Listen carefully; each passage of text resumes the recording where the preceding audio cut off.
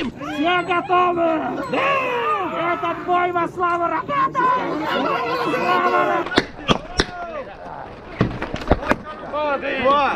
Уважьте это!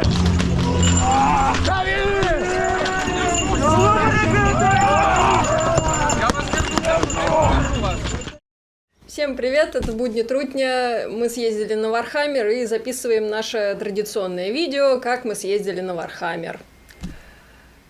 Вот, теперь ваша очередь. Что, Саш, как съездил? Была проделана большая работа, выезд был нелегкий, но было и много чего нового. Собственно, надо стоит сказать о идее, с которой мы подошли к этому выезду. Мы снимали серию про Пинки и Брейна, про двух техномагов. Собственно, мы снова подошли к идее, что нам нужен крысиный город. Это опять должен был быть основополагающий скавинский выезд. И в целом... Ну, почти получилось. Да, практически получилось. Ну, кроме внутренней игры. Внутреннюю игру не завезли, как не сложилось. В прошлом году было больше. Ну, серия-то Пинки и Брейн получилась. Ну... Потом Чилдфайры в конце пришли и все поломали. Да. Получилось. Как основополагающий скайвинский выезд, у него должны были переработка некоторых скайвинских механик. Поэтому подготовку к этому мы начали не только на крафтовом фронте, но и на подготовке новых механик. И тут должен рассказать наш эксперт по коммуникации с мастерами, который, собственно, и вложил много усилий в то, чтобы у нас были еще и новые правила. Рассказ о том, как у нас появлялась куча механик, надо начать с механики, наверное, еды. Потому что изначально концепция в чем была? У нас были вард-токены, которые некому, кланретам было некуда тратить. Мастера решили проблему абсолютно радикально. Чтобы кланретам было куда тратить варп-токены, они отменили варп-токены. Поэтому варп-токенов на игре не было. Следовательно, надо было чем-то заменить варп-токены. Мы будем добывать еду. И за эту еду мы будем и выкупаться, и лечиться, и она будет как бы основным ресурсом скавинов в Норе в принципе. Особенно было смешно, что была дополнительная механика черного голода в этом контексте. Кому-то надо было есть каждый цикл. Сначала идея была каждый цикл, в итоге все схлопнулось до каждого дня. Как это работало? После того, как добивается игрок или другой скавин, с него срывается браслет, и этот браслет конвертируется у мастеров в припасы. Буквально один браслетик игрока – это один припас. Работало это не всегда так, потому что иногда у мастеров не было припасов, чтобы в них конвертировать браслеты. То есть можно было выкупить как за припас, так и за браслет. Соответственно, съесть во время черного голода как припас, так и браслет. Механика голода состояла в том, что каждый клан раз в цикл, позднее уже раз в день, сдает определенное количество ресурсов. В зависимости от того, сколько они сдали ресурсов, у них либо дебафы, либо ничего не происходит, либо бафы. Насколько я знаю, все остальные кланы выходили чисто в ноль, чтобы у них просто не было дебафа. Но дебаф был настолько великолепным, что мы правильно поняли эту механику и не кормили никого, кроме, собственно, двух техномагов и варлорда. И кланреты убегали в лабиринт добывать себе еду. Еду они добывали в основном из себя. Ну, то есть кланреты. И из других кланретов. Да, из других кланретов. кланретов, потому что кланреты вырезали половину своего состава, наедались, даже чуть меньше половины, и таким образом закрывали потребность в сдаче припасов. А в другом случае надо было бы сдать припасы за всех кланретов. Что другие кланы постоянно делали, но... Опять же, они, видимо, не поняли концепт. Были подготовлены и заранее подготовлены ивенты, чтобы нам было чем заняться. И одним из них, например, была игра в ведро, да? Да, как изначально планировалась игра в сундук. С чего оно началось? Не, изначально планировалась игра в вагонетку. Да, хорошо, начнем сначала. У меня был закономерный вопрос. Так как у нас нету шахты варп-камня, и, слава богу, мы не вывезли вагонетку, был вопрос, а как же добывать варп-камень? На что мне мастера сначала ответили, что будут некие ивенты, а потом выяснилось, что ивенты эти надо еще придумать. И удачно именно в этот момент, приблизительно совпало, нам написала команда из Империи, черно-желтых, которые предложили, а давайте поиграем какой-нибудь ивент. И мы такие, ага, а у нас как раз была идея с вагонеткой, как из Team Fortress, где надо ее возить в одну или в другую сторону с респауном. И таким образом был разработан до игры ивент с сундуком, где несется сундук с варп-камнем. Две стороны, у них два респауна. Они добегают до сундука, умирают, пытаются его дотащить до нужной точки и, соответственно, возрождаются в определенном месте. На игре случился нюанс, потому что сундук обещали подготовить имперцы. Но когда выяснилось, что надо сундук забирать, оказалось, что сундук уже занят. Он оказался напрочь забит кальянами, которые было некуда выгрузить. Он прям вот доверху забит, там огромный большой сундук с половиной этого стола. Но он был занят. Единственное, что мы смогли общими усилиями найти, это большое-большое антуражное ведро. Поэтому ивент с сундуком превратился в ивент с ведром. Нам нужна была также... Мы решили, что нам нужна еще идея на нашей команды конкретно, чтобы было то, на что может работать весь клан, какой-то наш собственный квест, в который мы можем поиграть, даже если все остальное провалится.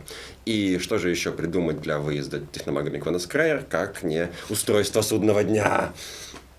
И таким образом был придуман квест со стулом.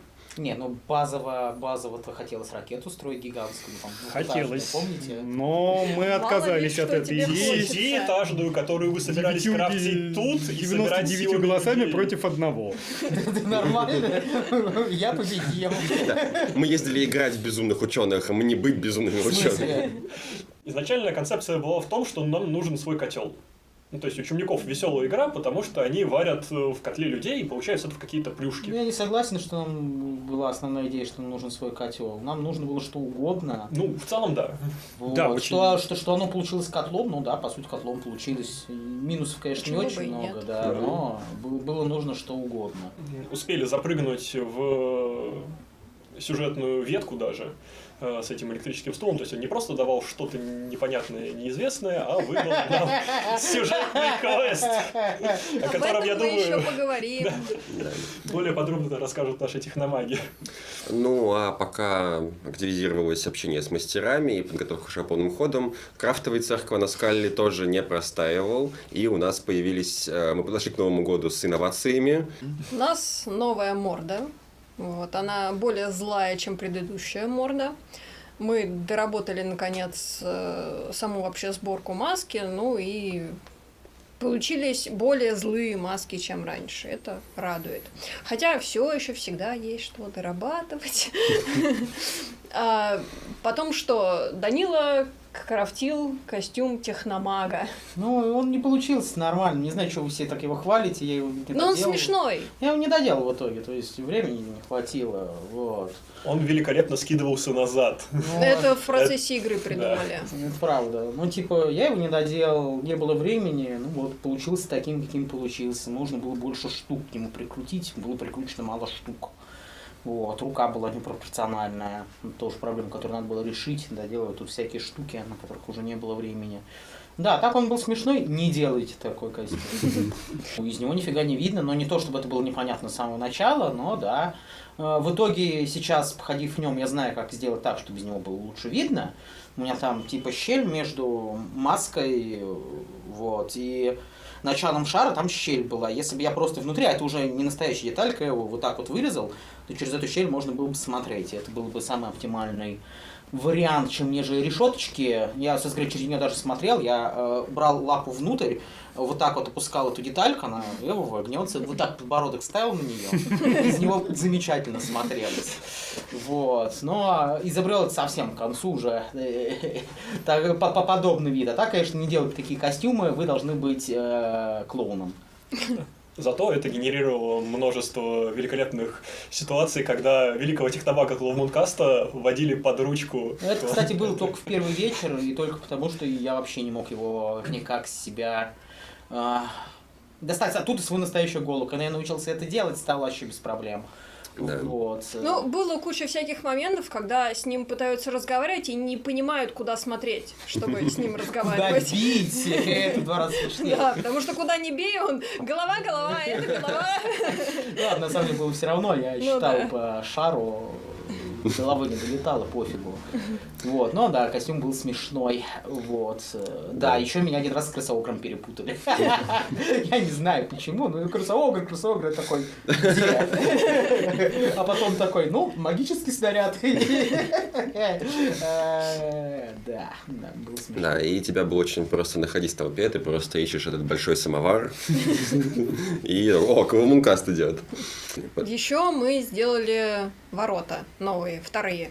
У нас была идея, что из крысиного города должно быть минимум 2 выхода. Ну, собственно, план минимум мы выполняли. На больше просто не было сил.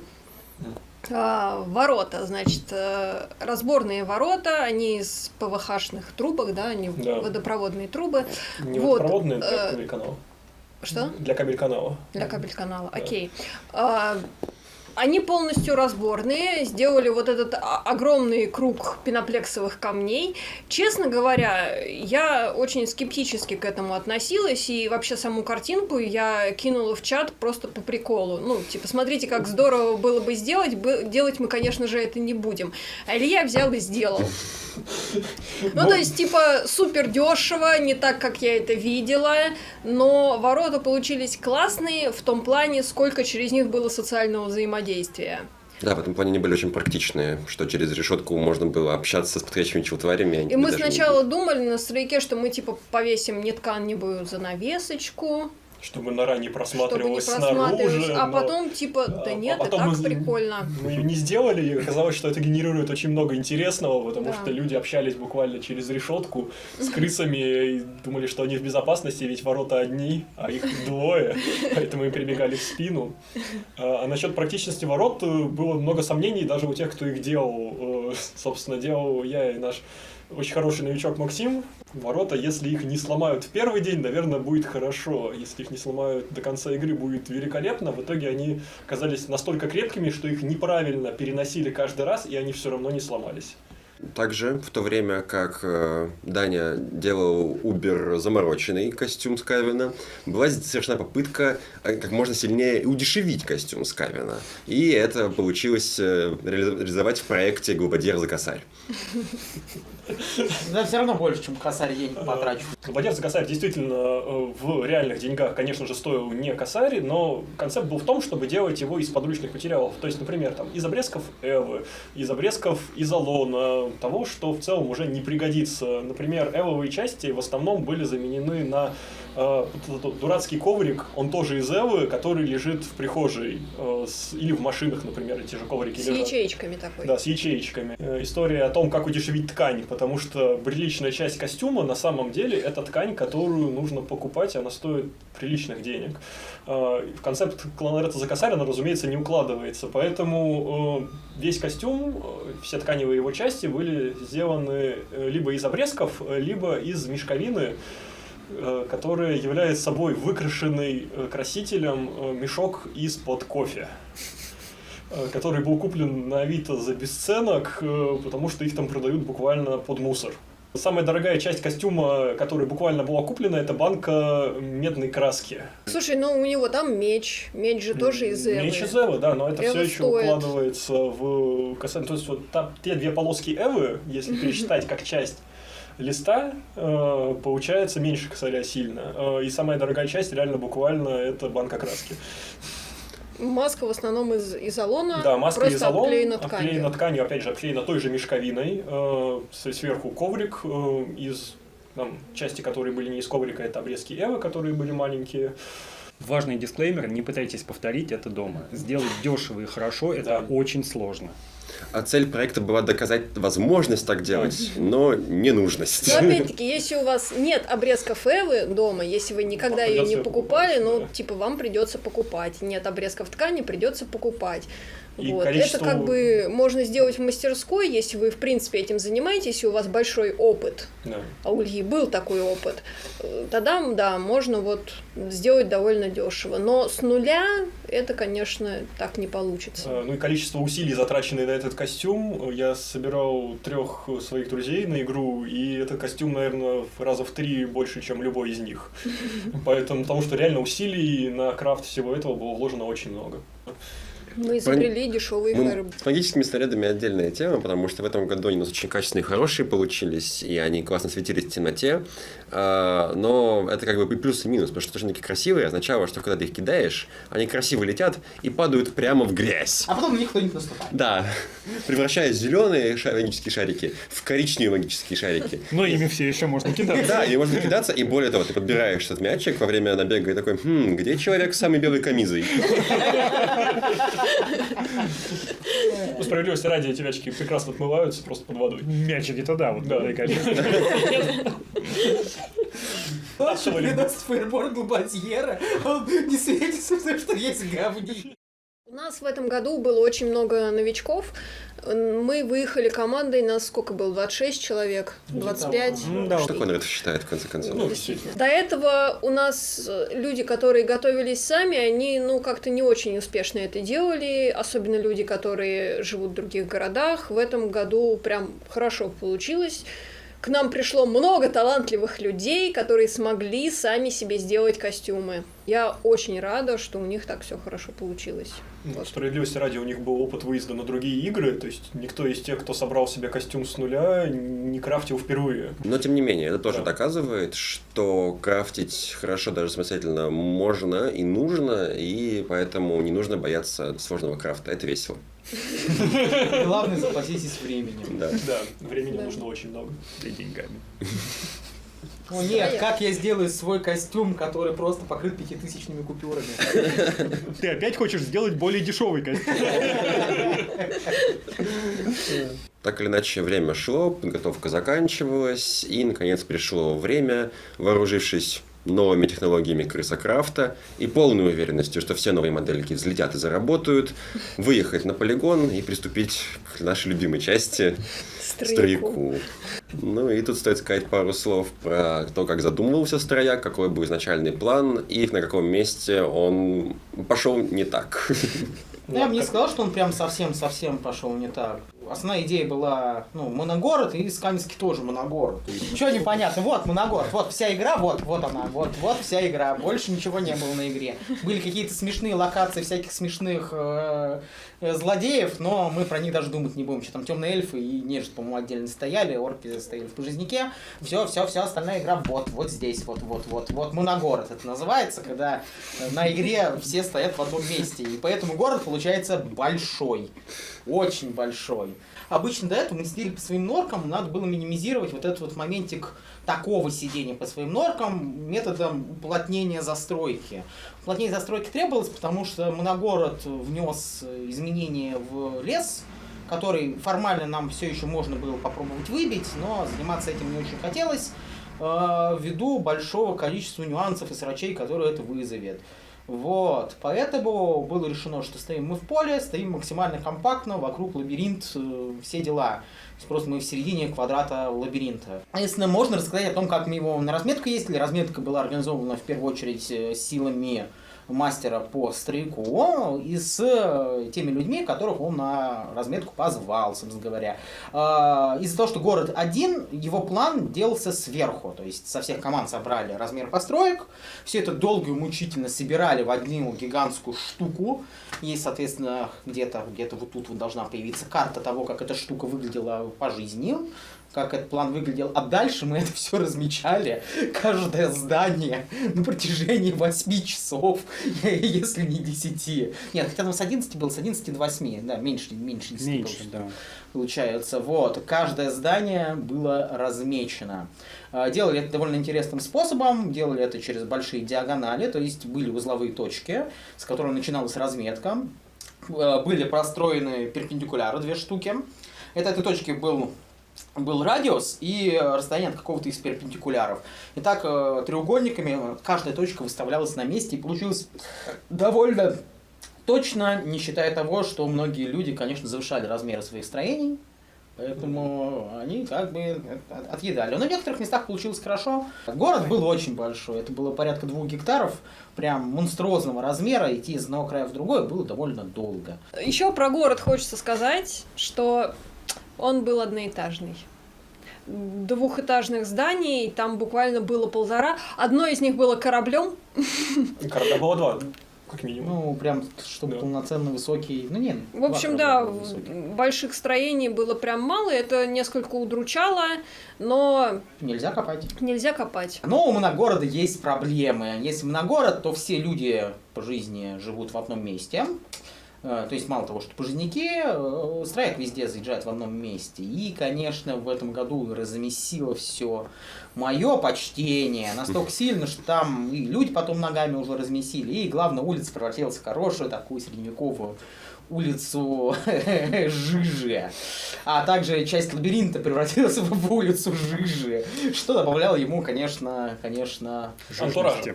жирности, антуража, запаха, минусов не было. Да, причем... Мы только не ходили в ту часть. Ну, Ну, вы не ходили.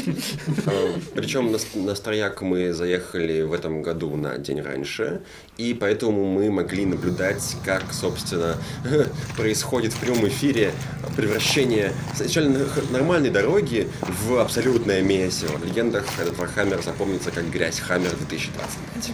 Да. Причем имперцы очень старались прокладывать имперские дороги в Скавенскую нору, потому что с течением игры все проходы из города в лабиринт так или иначе превращались в имперские дороги, потому что изначально они были красивыми травяными скавенскими, а чем дальше люди ходили к нам, тем более они напоминали те самые да имперские не, дороги. у нас все хорошо было в локации, я очень не согласен. Потому что у нас людей не так много. Да, у нас просто было. людей меньше, а вот по той дороге ходили все всегда. Да.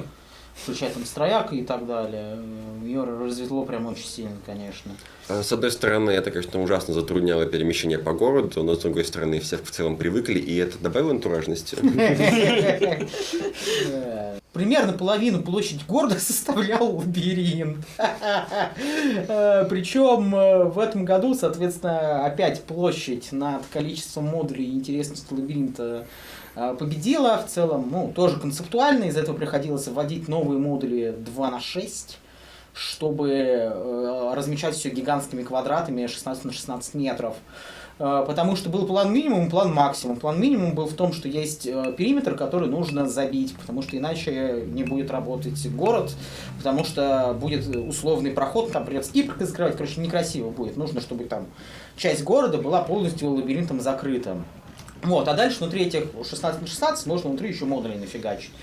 Самый смешной лабиринт, с моей точки зрения, в этом году в том, что мы потратили все доски. Вот это, на самом деле, самая ужасная типа часть, что мы потратили в итоге все доски, которые были под лабиринт купленные. Пу-пу-пу. Людей хватало. Ну, людей хватало, это, Не да. хватало Строяк- инструментов. Сколько, кстати, у нас участвовало людей? Штук 15. Да, Да. это так. Вот ты говоришь, типа, все доски потратили. Сколько примерно досок было, как бы ты сейчас оценил? Куба 4. Ну, надо посчитать, на самом деле, из головы. Ну, это я так...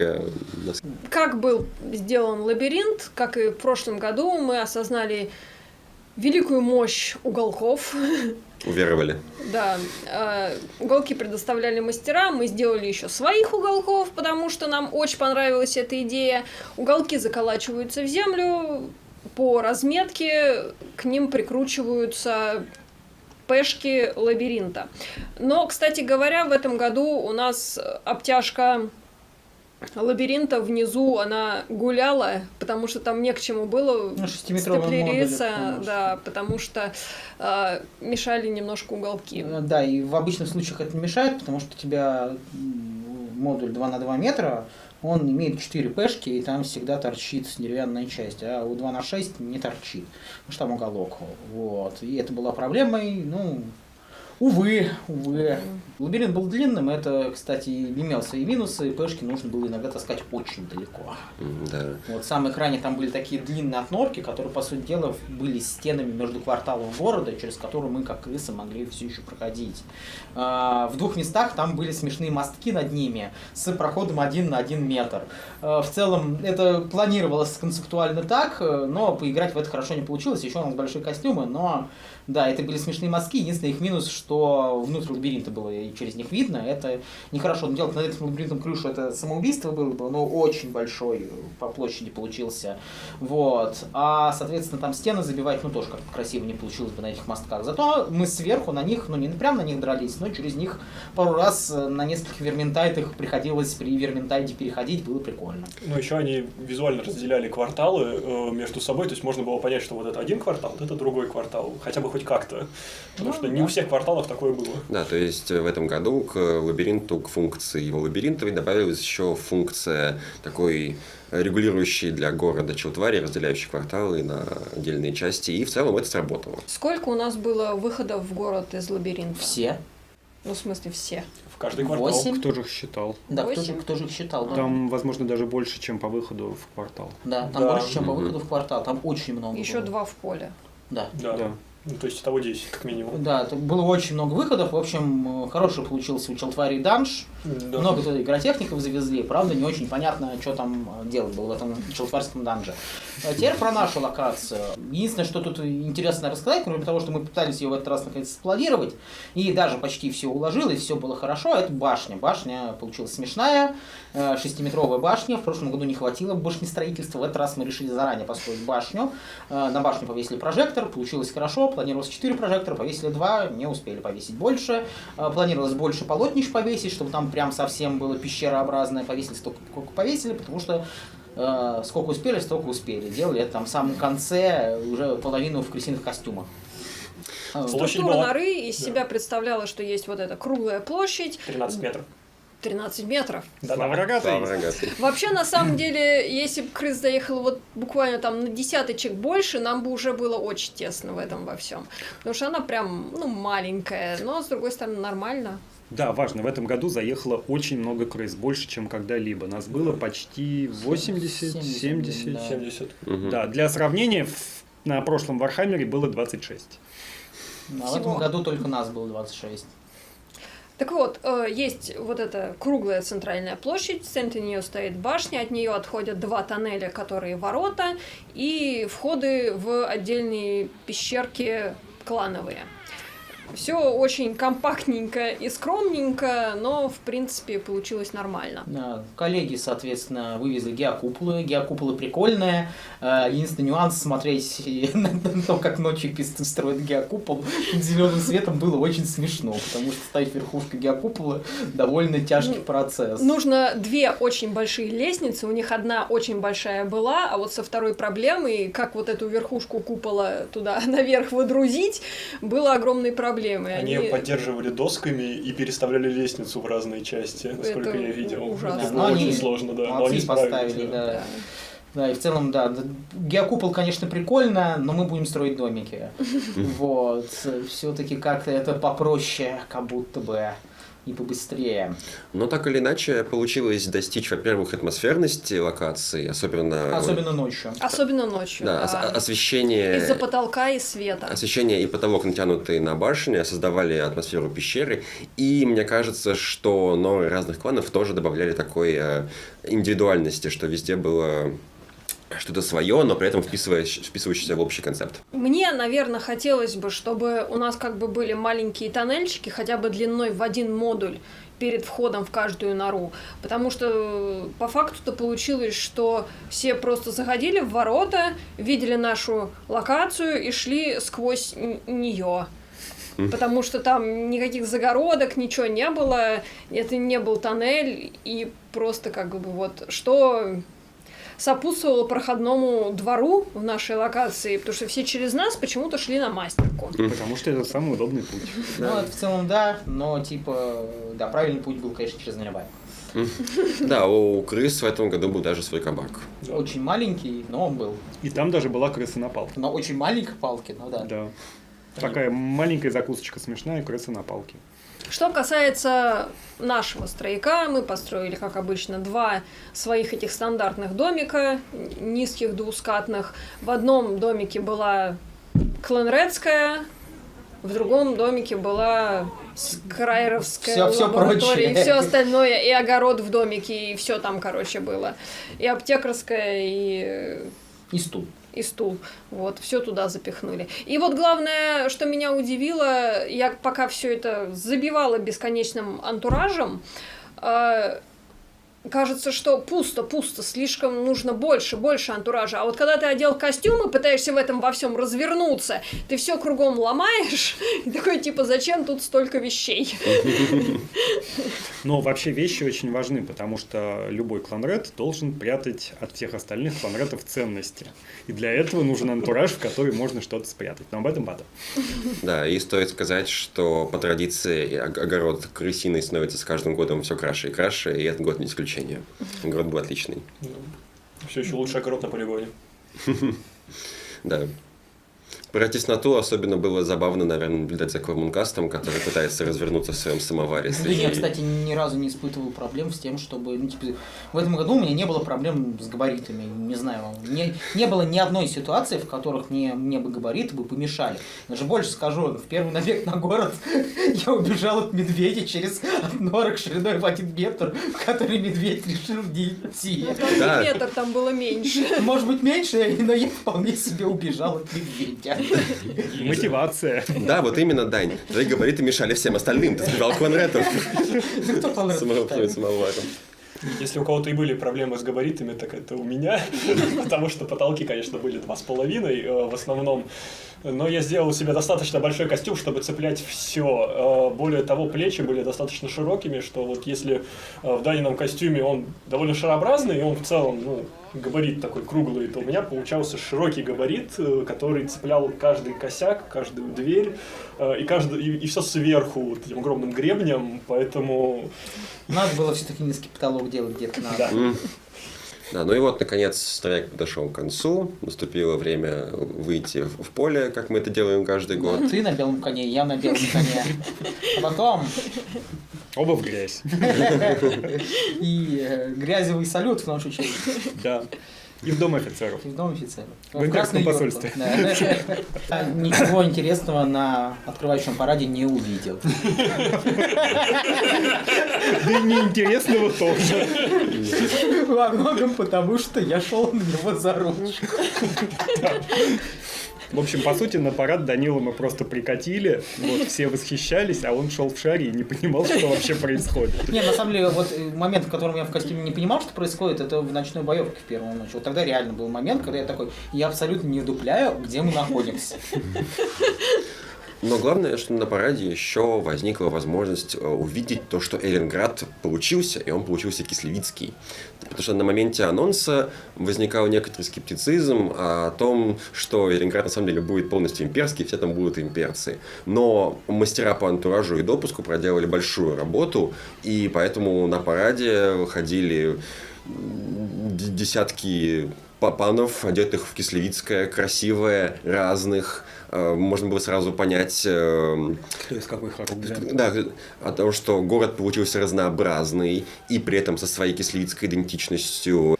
Надо отметить, что в этом году был абсолютный поголовный фотодопуск, что, в общем-то, и позволило сделать Вархаммер таким красивым. Да ладно, каждый год фотодопуск. Не поголовный. Не поголовно. На мирного жителя, например, не было фотодопуска. Да я про нас. У нас, да. У нас просто нет мирных жителей. Надо, наверное, рассказать про то, какие кланы у нас были. Во-первых, наша команда вывозила не один клан. То есть мы вывозили не только клан Скалли, мы вывозили еще клан Скрайер. То есть команда одна, клана два. Другие команды также вывозили по несколько кланов. У нас были представлены пестиленсы в виде морбидусов.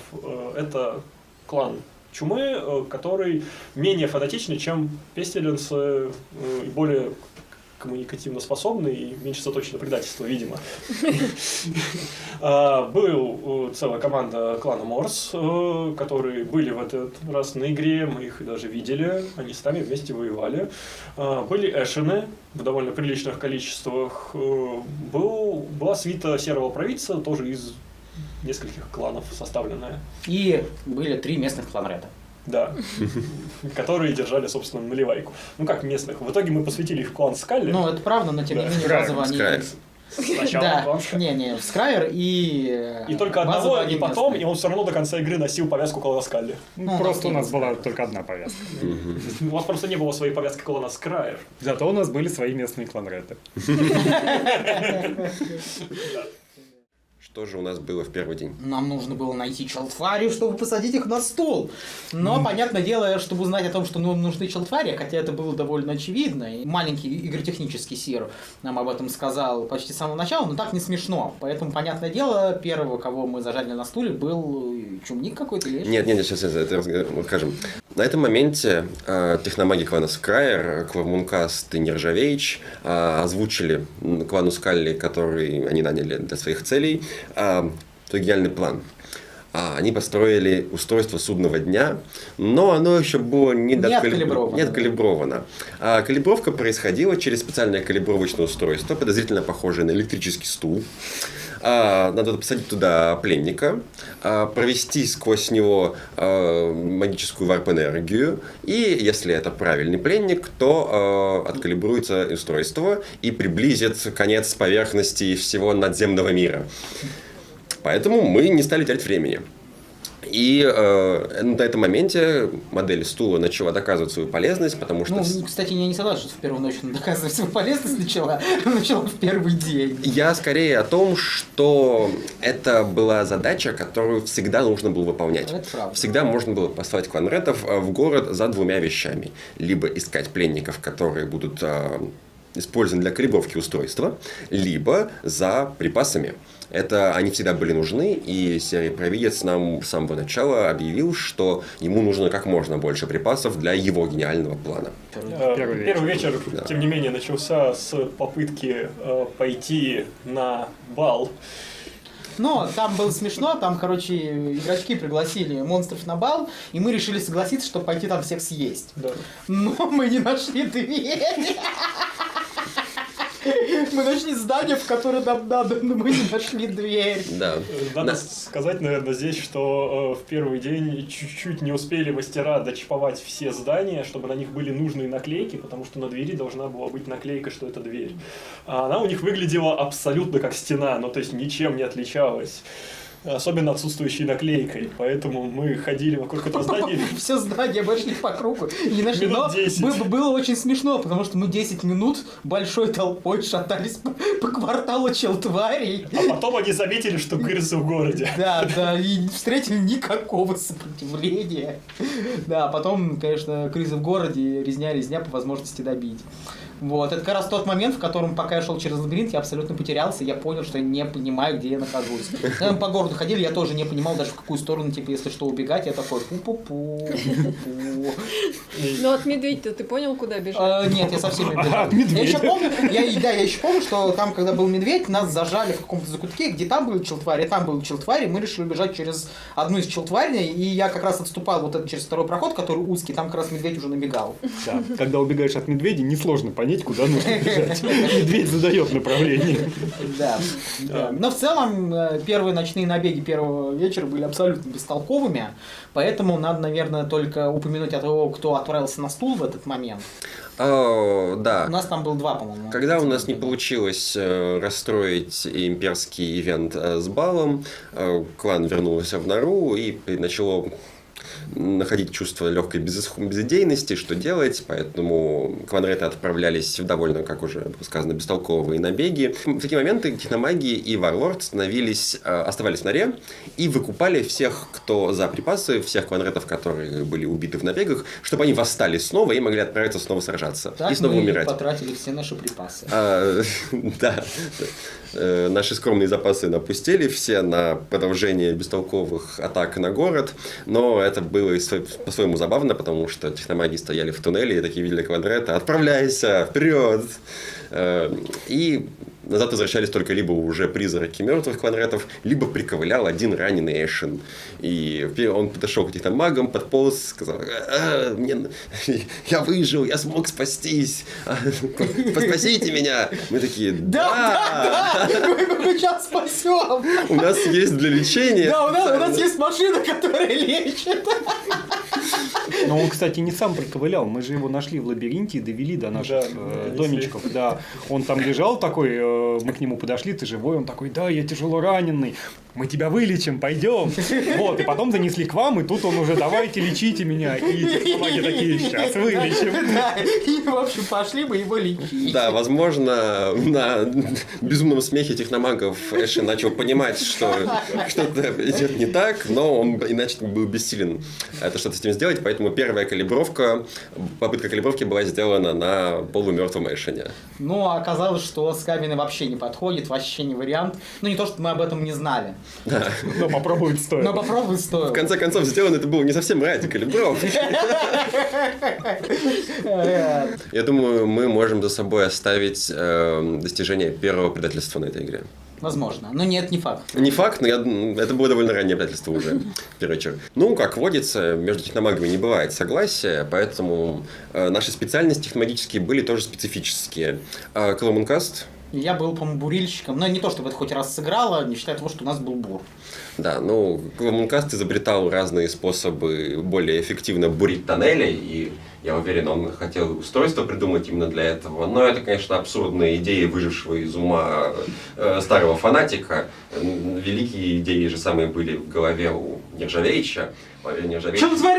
Челтварелюб! Нержавеич был ведущим экспертом по челтварелогии. Он знал абсолютно все, что нужно знать про общество челтварей, про их ритуалы, и активно применял это знание и надеялся использовать устройство судного дня для того, чтобы покорить надземный мир. Да, еще начали приводить первых челтварских пленников. Среди них был Панатварь, который очень любил свою саблю. Я знаю, что челтвари очень легко манипулировать. Видеть никого не могу. Эй, ты! Шапку поправьте. Твое имя Кланред Шляхтич? Ну-ка, подведите вторую челтварь! Вторую челтварь сюда!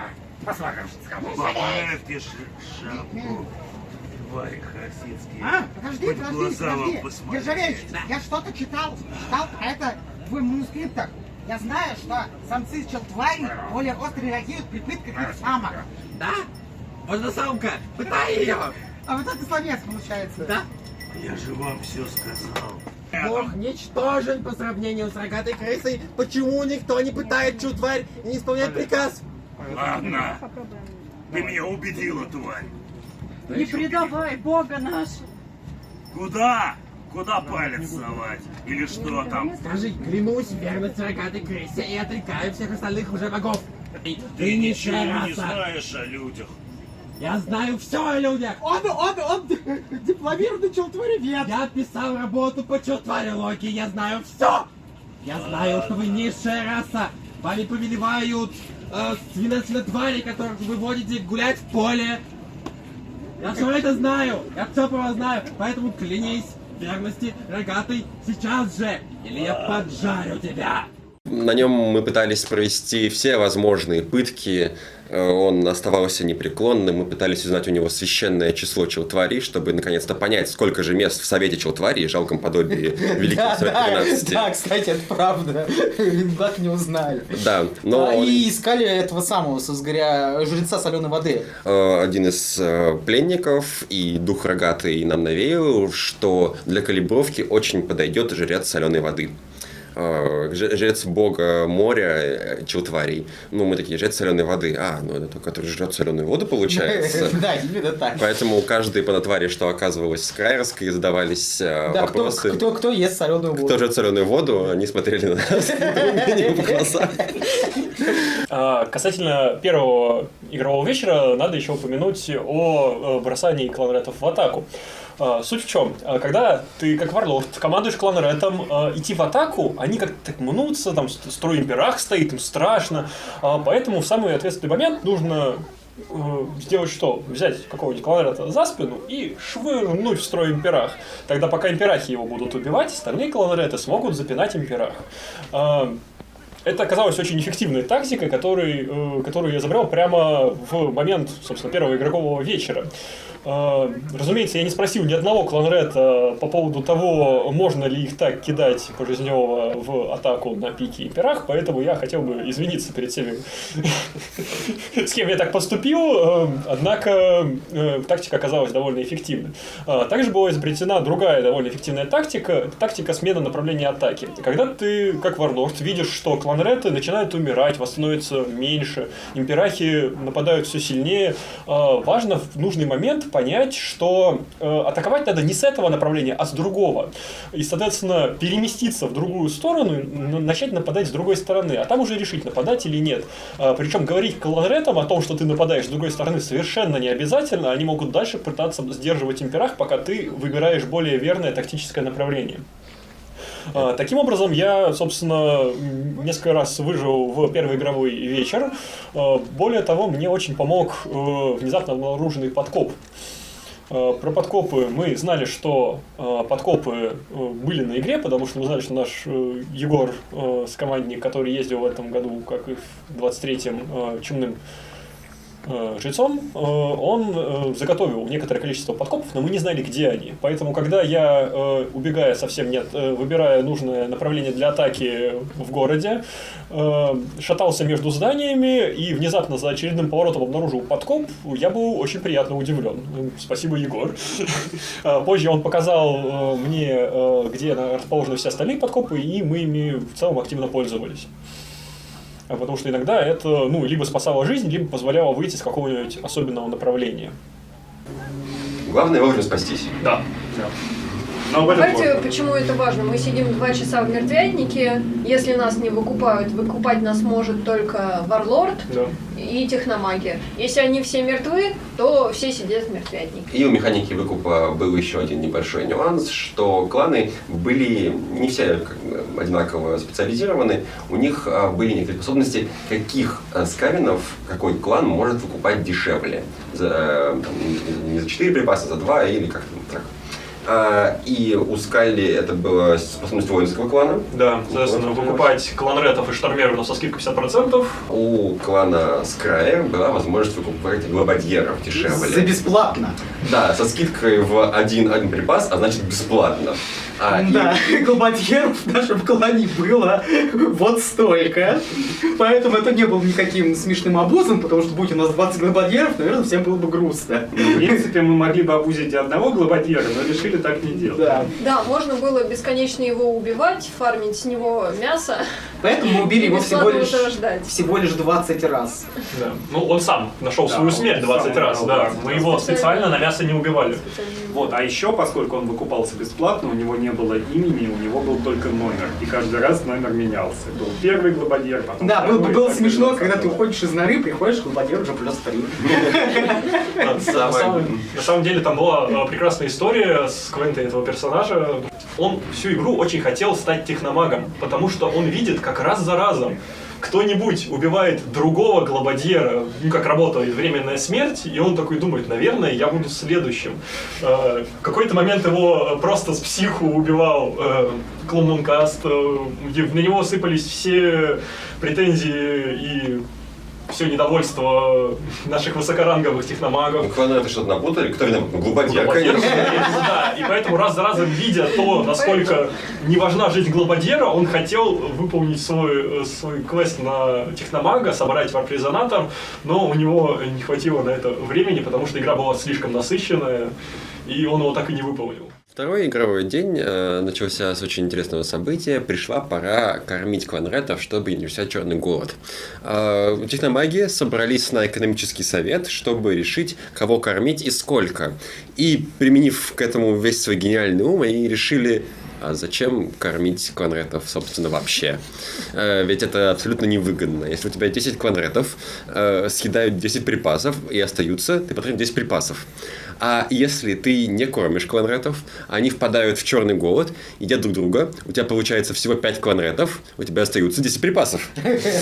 И за 5 припасов из этих 10 можно выкупить 5 кланретов, которых только что убили. Соответственно, очевидная экономическая выгода в том, чтобы не кормить кланретов вообще. Поэтому завтрак начался с того, что кланретов просто выкинули в стоки лабиринта и сказали, вот кто из вас наестся, Тут возвращаетесь. Да, «Черный голод» на самом деле это лучший, наверное, из ивентов для кланретов на игре вообще. Как это выглядело? Открывалась дверь, нас выкидывали туда, и через 30 секунд должен был начаться «Черный голод». 30 секунд ты действуешь как мыслящее существо, ты можешь куда-то бежать, там прятаться, устраивать засады, а после этого просто бросаешься на первый источник пищи. Хороший вариант — это если ты нашел другого кланрета и съел его, или он тебя. Плохой вариант, если ты решил выбежать в город. Почему? Потому что все это происходило в 10 часов утра. Некоторые кланреты бегали по городу минут 10 в поисках любого человека, которого можно было бы съесть, который был жив, не в белом хайратнике, не пьян, не шел на завтрак и был готов играть. Вот. Но, правда, иногда получалось наоборот. Я вот, например, как-то в поисках человека выбежал так вот из-за угла и нарвался на целую хоругвь панов, которые устраивали себе утреннее построение. Да, я одного съел, остальные меня убили. Поэтому в первый день, в общем-то, мы пытались выбегать в город, поняли, что это бесперспективно, и поели друг друга. На второй день все кланреты поделились на умных, которые запасли припасы заранее, и, соответственно, тех, кто пытался эти припасы отобрать. И уже можно было отъесться быстренько припасом, подкормить какого-нибудь кланрета. Тут нужно было очень-очень громко кричать: «У меня есть еда, держи, не убивай меня». Вот, соответственно, если кланрет это слышал, вы с ним вместе доедали по половине припаса и могли потом как-то потихонечку отбиваться и бежать назад в нору. Кстати, очень здорово все это перестраивает мозги, потому что в первую часть вот всего этого ивента с «Черным голодом» ты мыслишь как хищник и всех рассматриваешь как добычу, а когда ты поел, ты из хищника превращаешься внезапно в жертву. Вот, и, соответственно, с помощью вот всей этой механики «Черного голода» не запустилась глобальная экономика для клана, мы не собирали никакие припасы, но зато каждый клан-ред должен был думать о том, что вот ему лично нужен запас припасов, поэтому мы начали все делать какие-то там нычки, вот, воровать припасы друг у друга, подворовывать припасы у наших техномагов, вот, прикидывать, куда лучше побежать, чтобы там точно кого-то съесть. В общем, механика получилась обалденная. Да, а пока все это происходило, и сторов кланреты жрали друг друга, техномаги сидели у себя и ели припасы. Ну да. Да, еще, кстати, на нас с очень большим удивлением смотрели другие кланы, потому что они каждое утро собирали вот такой ворох этих вот ленточек и несли к мастерам, мол, вот смотрите, мы вот это все съедим. А в это время мы просто выстраивали всю ворот, нас пинками туда выгоняли, и типа, ну кто выжил, тот выжил. Да, такие отдаленные крики «Еда!» из лабиринта. Да, в общем, социальный дарвинизм вот как есть. Да, немного и, наверное, как-то иронично, что лучше всего механика заработала, не заработав в целом.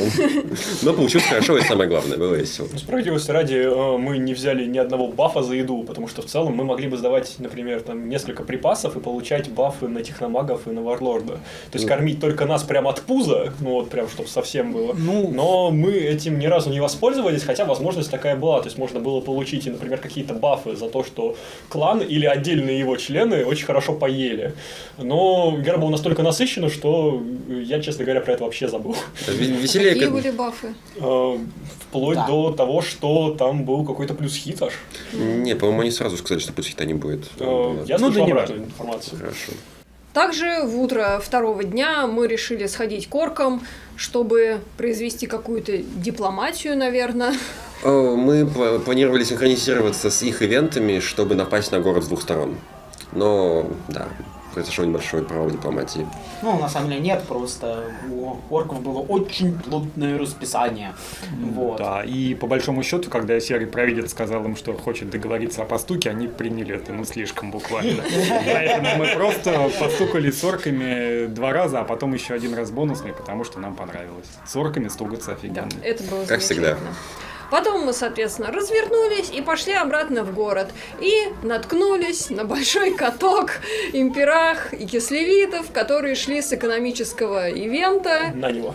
Или на него. Да, человек 200. Да, так мы выяснили, насколько легко в нашей норе в 70 крыс будет добыть хоть что-то с хоть какого-нибудь экономического ивента. Да, тут пару слов о специфике, что одним из основных способов получения макроресурсов на игре было участие в экономических ивентах. Для этого нужно было собраться в небольшой отряд или в большой отряд, выйти в определенную точку полигона и сыграть там какой-то ивент. Смысл в том, что так как все фракции очень дорожили макроресурсами, они, правда, были очень ценны и нужны, для сопровождения экономического отряда обычно собиралась армия.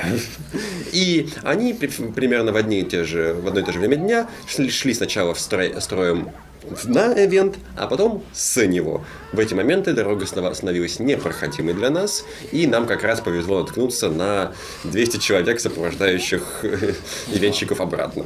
Но это было тоже здорово по двум причинам. Во-первых, мы с ними постукались, а во-вторых, после этого мы решили больше не ходить на дневные экономические ивенты, а ходить по ним нужно было все по той же вот разъезженной в говной дороге. У меня первый день, короче, он состоял из того, что вот мы черный голод, дальше мы с Нержавичем сидим, смотрим друг на друга в глаза, я ему в глаза, он мне в глаза, Панреты вернулись, мы отправили их за челтварями, и начался нескончаемый паровоз, короче, электрического стула, где я, когда он закончился, достаю телефон, посмотреть на время, уже 5. Примерно так для меня первый день прошел. Рассказывай, говори. Где мой шайзон? Говори мне. А покормить обещали? Кормить? Еда! Еда, да, еда будет. Нормально же общались? Вам же это, камень варпа, там инженеры нужны были. Еда, там припасы. Они инженеры-умельцы, да? Они знают инженера-умельца, но они не инженеры-умельцы. Ничего, до нас сойдут. Нержавеич, давай 15 миллионов! Следующего будет 15 миллионов. 12 миллионов. А этого кидайте в суп. Что происходит? Кто ты такой? Ты шпион? Я главный врач больницы имени Красного Боки. Мы с вами соседи. Мне сказали, что здесь есть пострадавшие какой-то повышенной волосатостью. Я пришел. Кажется, это тебе нужна помощь, пониженная волосатость. Пониженная волосатость, хорошо. Ты для чего, твари, выглядишь когда совсем еще болезнее, чем обычно. Подержите мою палочку. Подержим. Благодарю вас. Омерзительно. Но все еще лучше, чем в целом в Кислере. Хорошо, давай узнавать. Этот челтварь явно что-то знает. Нам нужно вывести как можно больше челтварской информации. Общей челтварской информации. Челтварский план схемы. Челтварский план схемы. Возможно, как устроено челтварское общество. Да, конечно. Он сказал, что речь о других челтварей. Это получается, что теория о том, что челтварские высокоранговые челтвари не едят кларнетов для того, чтобы вылечиться. Чепуха! Это так не может быть правдой. Вы же едите своих низкоранговых. Коллега, это антинаучно. Мы не едим своих низкоранговых. Хватит врать мне! Я запускаю машину! Эффективно. Еще теория. Вы делаете тайники, кладете в них блестяшки. Делаем, кладем. Значит, это ваша еда, вы их едите. Кого? Блестяшки. Ну, есть и такие, но мы их тоже лечим. Я же говорил, есть и такие. Я прав, мы этого не оказалось верно. Конечно, мы Получается, лечим все всех. челтвари едят блестяшки. Поэтому они их так не ищут. не все, я поправлю. Это антинаучно.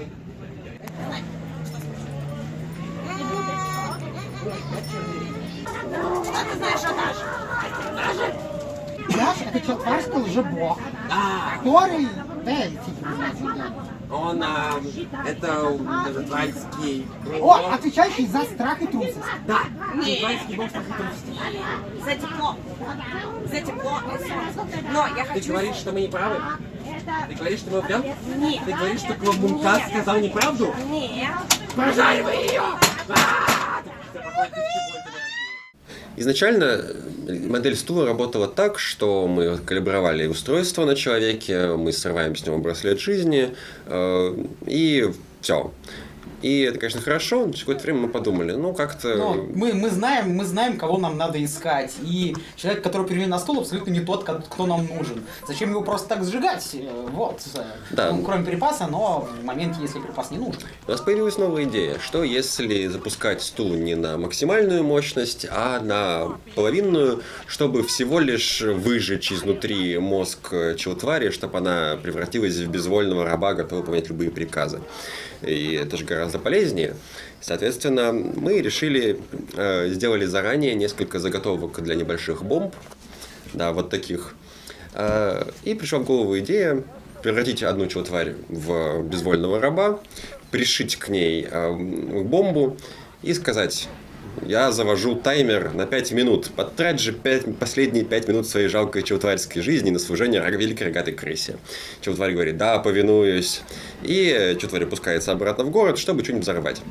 Ну, Да, или важная проблематика в том, что, понятное дело, это были не настоящие бомбы. Да, это Потому были... что такой модели нету, в это нельзя поиграть.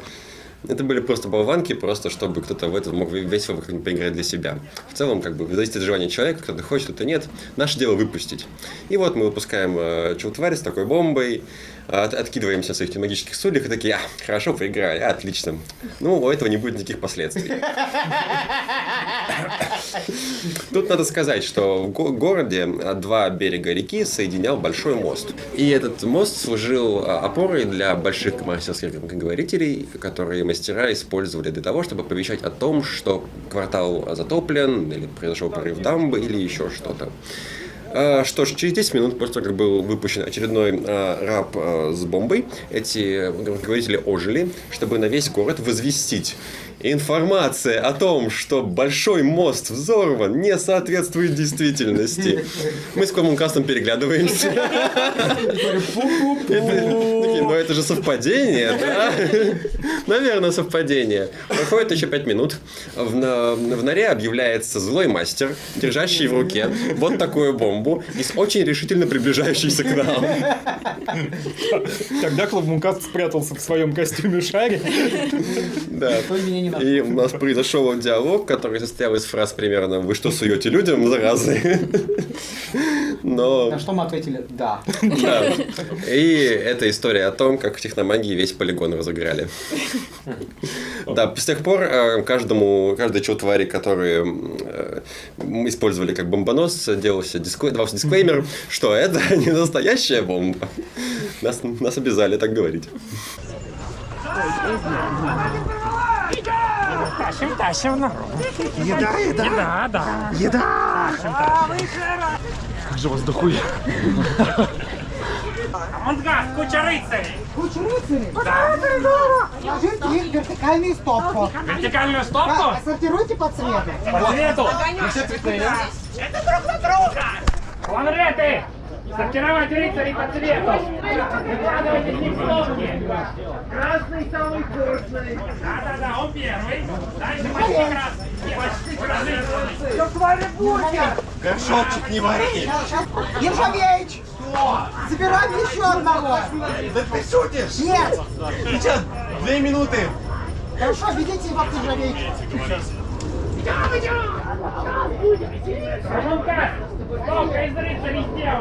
Через какое-то время к нам начала выстраиваться небольшая очередь из пленников, горящих желанием сгореть на стуле. Настолько это была большая очередь, что в итоге в рамках изучения инженерного искусства пришлось изобретать склады для челтварей. После этого вертикальные склады для челтварей, а после этого автоматические склады для челтварей, работающие на квадратской тяге. Были и довольно странные люди, которые приходили к крысам выменить у них на что-то варкамень. То есть люди, которые приходили к крысам за варкамнем. И эти люди неизбежно сталкивались с той ситуацией, что ворот у нас 2, и пока они говорят через одни ворота, отряд через вторые ворота заходит им в спину, потому что пытаться выторговать варп-камень у крыс довольно сложная задача. Но, тем не менее, эти люди постоянно приходили и так или иначе отправлялись на стул или просто были съедены на припасы. Еще в котел многие Да, отправились. очень много людей отправилось в котел. В общем... Есть еще много историй из других игровых мертвяков, в которых например, фиксировали, от чего умер человек. И самая распространенная смерть на всем полигоне была в котле Чумняков, вторая по значимости, ну, собственно, в тех мертвяках, которых отслеживали это, вторая по значимости был электрический стул, а уже третья все остальные варианты. Ну, вот все остальное было есть картинки, там в одном мертвятнике просили нарисовать свою смерть, и они собрали целую книгу картинок. По нашим активностям мы ввели 2 важных списка. Один список — это тех, кому выложили на стуле. Если мы там галочками отмечали, не галочками, стрелочками отмечали важных личностей, которые к нам попали, по которым есть смешные истории. Но, понятное дело, не все были такие, некоторые просто зажаривались. И второй, конечно же, наша великая замечательная рагу. В какой-то момент пришла идея о том, что все те припасы с челтварями, которых мы копим, надо записывать. У каждой убитой челтвари надо спрашивать о том, с каким вкусом будет рагу из тебя. И мы начали вести очень большой список с каждой убитой челтвари того, какой вкус он добавляет в рагу. И у нас есть полностью записан этот список. Тут надо сказать, что лабиринт был зоной, доступной для всех, но Скавинский город был зоной с особым доступом. И туда нельзя было просто так вломиться в нору. Соответственно, чтобы попасть в особую зону, нужен жетон доступа в особую зону. Такие жетоны были у канализационной стражи, которую мы не видели на игре. Но она, вероятно, была. Ну, на старике мы видели. Вероятно, все-таки была, да. И должны были у каждого скавина. Но поскольку каждому скавину их не выдали, они были иллюзорные. Ну не, из того, что нам выдали для агентов. Да, для агентов выдали. Ну, любая челтварь, которая перешла в особую зону, по правилам, которые я уточнял у наших региональщиков, оказывалась без этого жетона в тяжелом ранении.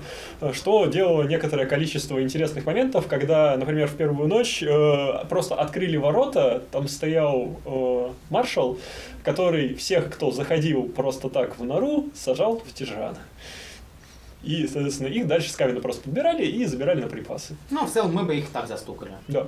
Если к нам приходили какие-то пачки боевых, мы обычно открывали ворота и обычно с ними дрались. И кого побили, того, соответственно, в суп, на стул, в котел по-разному. Но были моменты, когда крысы просто отступали назад, заманивая их в нору. И маршал говорил: садитесь, тяжран, все, кто зашел. По-моему, было не очень красиво. Но мы не очень активно этим пользовались. Вот. Да. Таких моментов было. Но скорее такие моменты были, когда мы уже просто уставали бесконечно драться. Потому что драк было много. Да, очень много. А еще очень сильно был загружен стул, поэтому в какой-то момент Клабмункаст просто сдался, сказал: Нержавеич, развлекай их. Не, в какой-то момент мы начали просто челтвари резать. Да, Нержавеич через некоторое время тоже вышел, сказал: давайте вы просто будете их там убивать как-нибудь, пожалуйста. Заставлять драться друг с другом. Да, потому что мы больше уже вот не вывозим и не успеваем. И это, кстати, кроме прочего, ведь мы были не единственным кланом, который вот так людей развлекал. Был чумной котел, в котором сварилось еще больше людей. Эшины тоже забирали за какими-то там своими эшинскими надобностями пленных. Да, вот. Но нора в итоге постоянно была загружена. К нам ходили, как в Диснейленд. Если я ничего не путаю, в котле сварили около 100 людей. Там счет на сотню, больше одной точно. Больше сотни людей сварили. В общем, надо признать, такого в целом раньше не было. Да, что прям таким потоком шли. Мы заставляли рабов драться друг с другом. Мы устроили стрельбы, тренировку с Джизелью, и раба заставляли держать щит.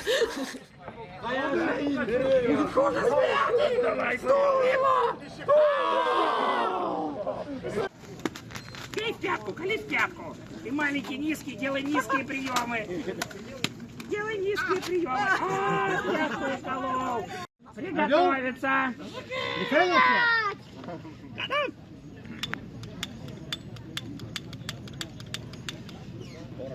У кого вторая зажигалка? Порох отсырел. Давай. Надежные технологии. Давай, готов? Хорошие технологии. Блин. Готов? Готов? Давай. Раз, два, три. Блин. Выстрел!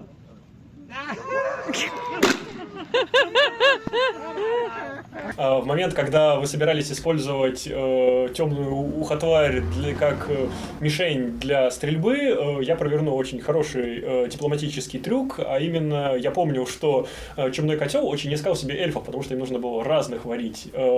И я с этим эльфом подошел к чумникам, и я умудрился выменить этого эльфа на приличное количество припасов. Это одно из многих ухищрений, которое помогло моему варлорду сдружиться с варлордом чумным. Активно взаимодействовали друг с другом, мы нанимали их, они нам платили за что-то, и поэтому мы так и не предали друг друга в конце. В целом этот год не очень был на предательство большим. Богатым. Да, не богатым был предательство. Предательство было из таких важных одно.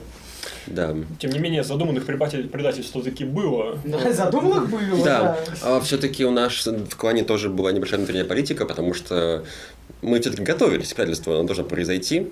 Например, у нас был скайерский один штормвермен Зол, который был очень силен и могуч. И Нержавеич планировал, что варлорд клана Скалли какой-то очень своенравный. Его подчинить своей воле получится сложно. Да и Клавмункас что-то много о себе думает. Надо подговорить Зола, подсидеть Кланрета, варлорда клана Скалли, стать новым варлордом, марионеткой в руках Нержавеича, и вот тогда я смогу провести переворот, сместить Клавмункаста и всех остальных и стать самым великим. Но Клавмункаст тоже об этом подумал, что Нержавеич что-то много говорит и много себе замнит. Поэтому он нашел Кланрета Скокриша и сказал Скокришу: Скокриш, очень нужно, чтобы мы предали, я предал, ты предал Нержавеича. Но просто так нам не подойдет, поэтому мы сделаем хитрый план. Ты подойдешь к Нержавеичу и скажешь, что хочешь предать меня. Что нужно предать меня. Нержавеич к этому времени уже подошел ко мне и говорит: а давай мы предадим Клавмункаста. Вот, и говорю, он меня поставит на стул, но я приделаю к стулу, бомбу. Точнее, не к стулу, а к пульту управления. И на красную колку будет бомба. И когда Нержавеич будет пытаться меня убить с помощью стула, он сам взорвется, а я буду хохотать сидеть. Тем временем все кланреты, не все, а самые сметливые из их числа были в курсе всех этих замыслов, потому что ко мне регулярно подходили кланреты и рассказывали о том, что готовится предательство. Отдельно отличился Брукса, который рассказал мне, по-моему, о всех предательствах, которые готовятся в норе. Он, видимо, очень хорошо слышит все, что происходит, поэтому я прекрасно понимал, что штормвермен клана Скрайер собирается меня предать, и когда представился удобный момент, я, разумеется, помог его опозорить и обоссать. Убить его, убить его!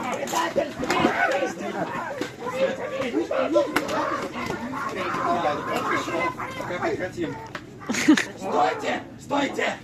Стойте! Золу будет сохранена жизнь. Он должен доказать, что он верен. Поэтому он был унижен, но он принесет много припасов и искупит свою вину. А пока он останется жить, таково распоряжение великих техномагов Пеноскрая. Поднимайте его.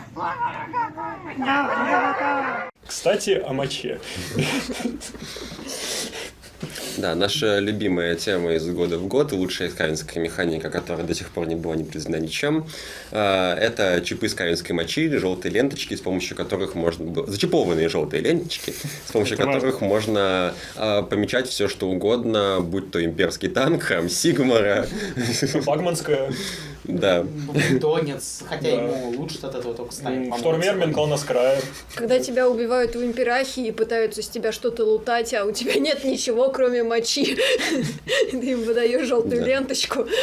И этот год не исключение. Мы делились скавинским запахом со всеми, кем только могли. Настолько, что в какой-то момент мастера забеспокоились. Потому что увеличивался поток людей на почти каждую мастерку, приносящих людям в ладошках желтый чип, скавинская моча, и спрашивали: мастер, что с этим делать? А мастера не могут дать тогда ответ. что с этим делать. Поэтому в какой-то момент им это окончательно надоело, и пришла разнарядка от духа Рогатый Всевидящего, что больше нельзя ссать. Ну, то есть, на самом деле, ссать-то можно, просто без чипа. Без чипа, да. Нас это слегка опечалило, но не остановило. Да. Среди бесконечного потока пленников еще можно выделить очень смешных дварфов. Их было всего несколько на полигоне. 3, по-моему, или 4, из того, что я слышал. И один из них попадал к нам в плен несколько раз подряд. И каждый раз подвергался все новым и новым унижениям, мучениям. Он попал в кабак, перед ним выливали пиво. Не приказывай мне в моем баре!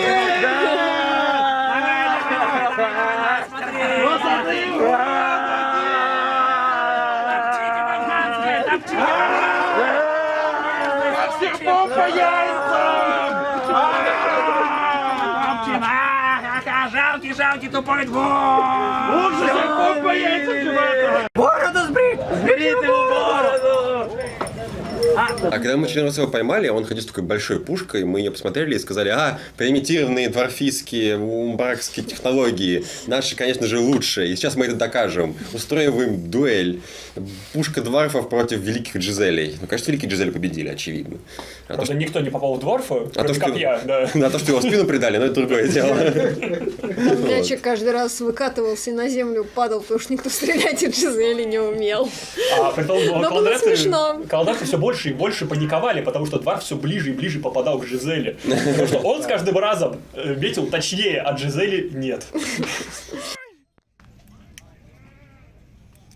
Огонь! Огонь! Осечка! Никто не победил! Вы оба ничтожны! Второй раунд. Это было предательство. Запалить! Запалить! Огонь!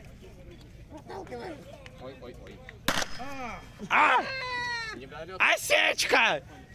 Цель! Не могу руку держать, ты дергаешь сильно, когда закрываешь. Пли! Он близок был!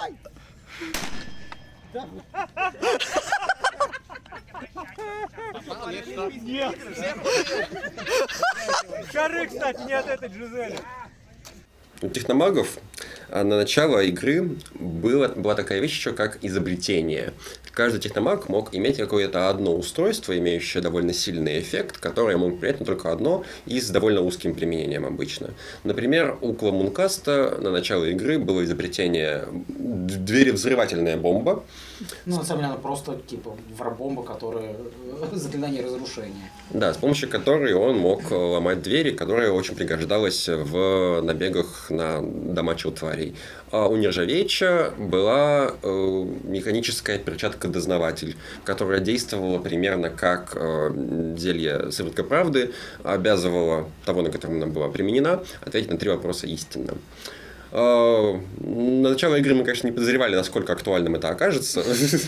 А в какой-то момент мы довольно сильно увлеклись зажариванием людей на стуле или постоянными набегами, что в целом даже забыли, что у нас есть какой-то квест, который двигается. Но мы вспомнили, когда он задвигался. И кланреты из очередного набега привели очень полезных челтварей. Они привели челтварского провидца. Это была кислевидка с головным убором, очень похожим на рога, и, очевидно, это означает, что это челтварский провидец. Ну, я эксперт по челтварилогии, я знаю эти вещи. Да, поэтому это был очень ценный пленник.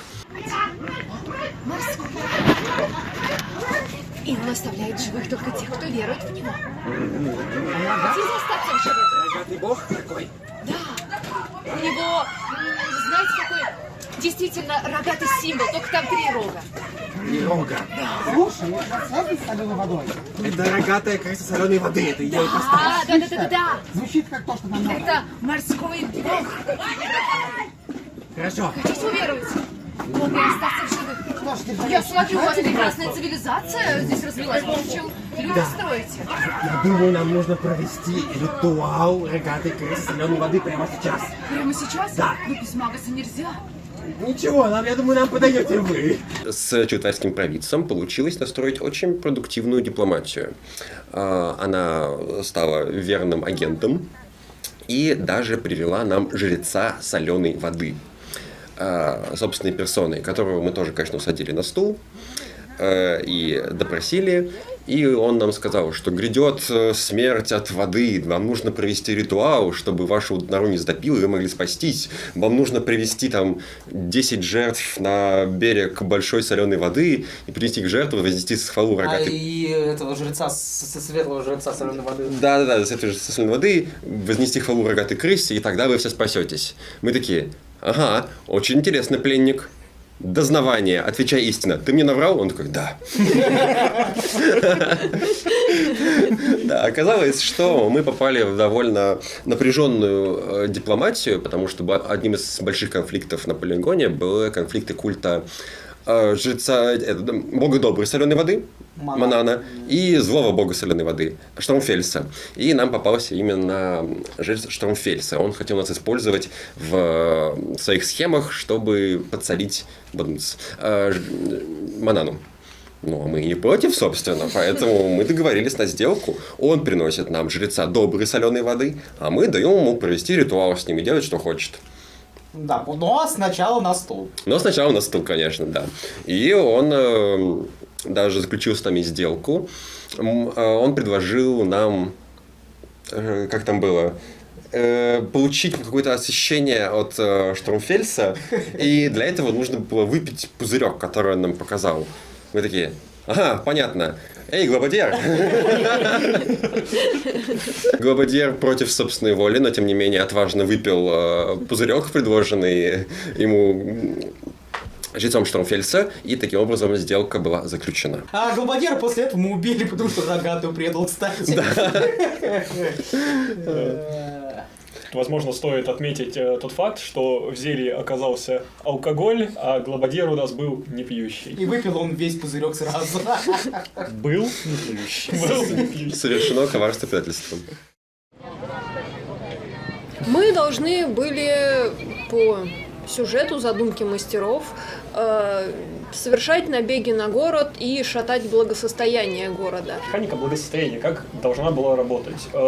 Есть благосостояние, у него есть уровень, он растет от 1 до 4.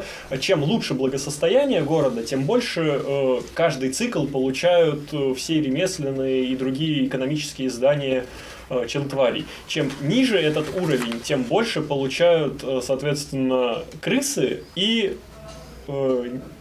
бандиты, да. Ну, на самом деле, наверное, еще нежить, наверное. Да, вероятно, еще эльфы. Нежить, эльфы, вот.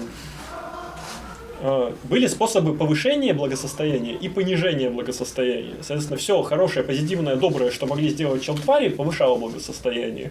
Некоторые определенные вещи, которые из того, что мы делали, его понижали. В частности, благосостояние понижало разрушение дамб, разрушение некоторых экономических зданий и воровство припасов из мастерских, вернее не припасов, а доходного жетона. В первые моменты возникали нюансы, потому что мы это вроде сделали, а мастера это никак не зафиксировали. Поэтому во второй набег мы отправились уже с довольно большим количеством маршалов и мастеров, которые просто ходили с нами и фиксировали, что мы делали. Поэтому маршал просто ходил с наклейками там «разрушено», и вот все, что мы разрушили, он прямо сразу маршал ставил об этом печать. Там же и чумной жрец смог обе дамбы разрушить. Одну из них, правда, сразу же отстроили, но это не важно. Однако все равно были небольшие нюансы. По правилам, доходный жетон в каждой мастерской должен быть при входе на видном месте.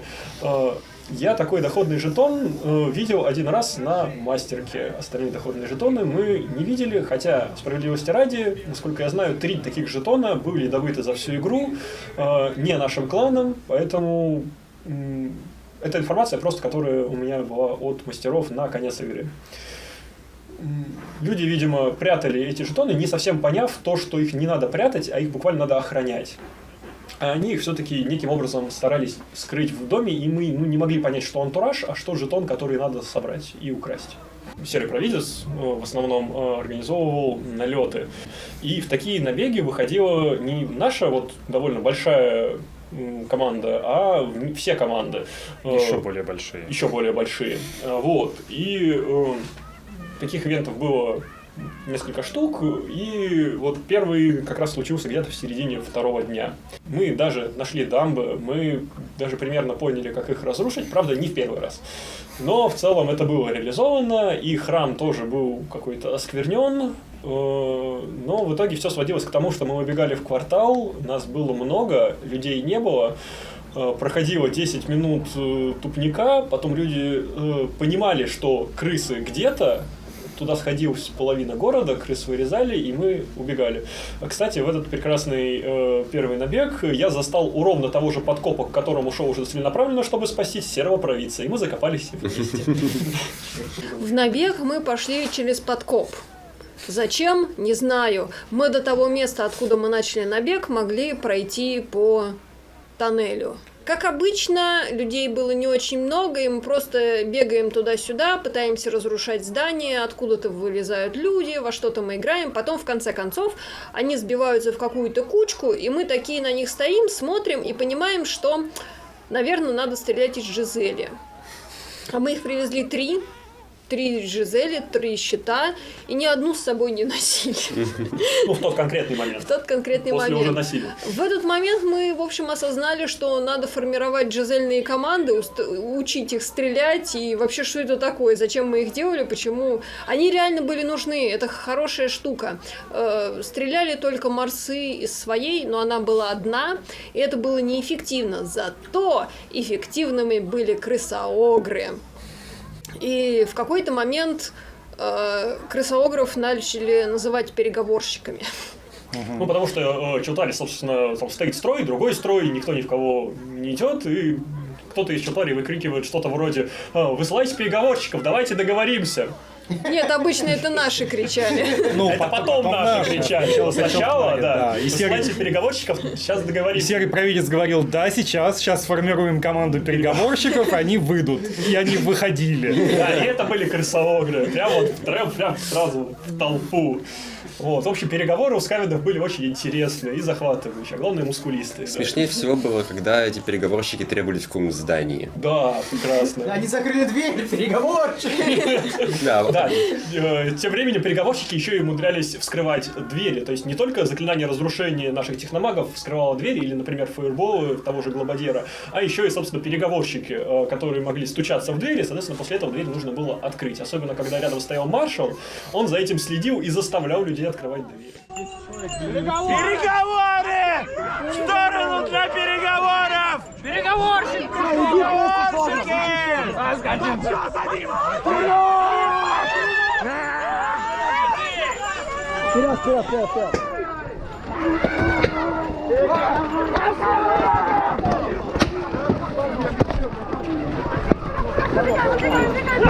Нет, стоп, подожди!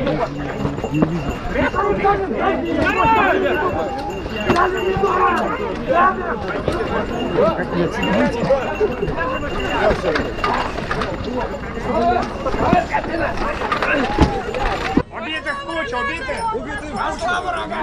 Всех убитых в кучу! Все сюда! Они отбиваются! Не будут они отбиваться! Пошла, рогатай!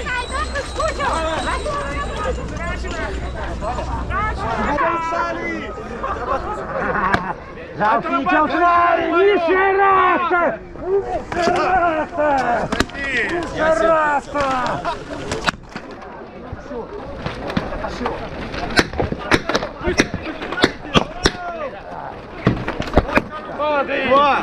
У вас где-то! Не-не-не-не, стой. В порядке? Гладь. А теперь нет.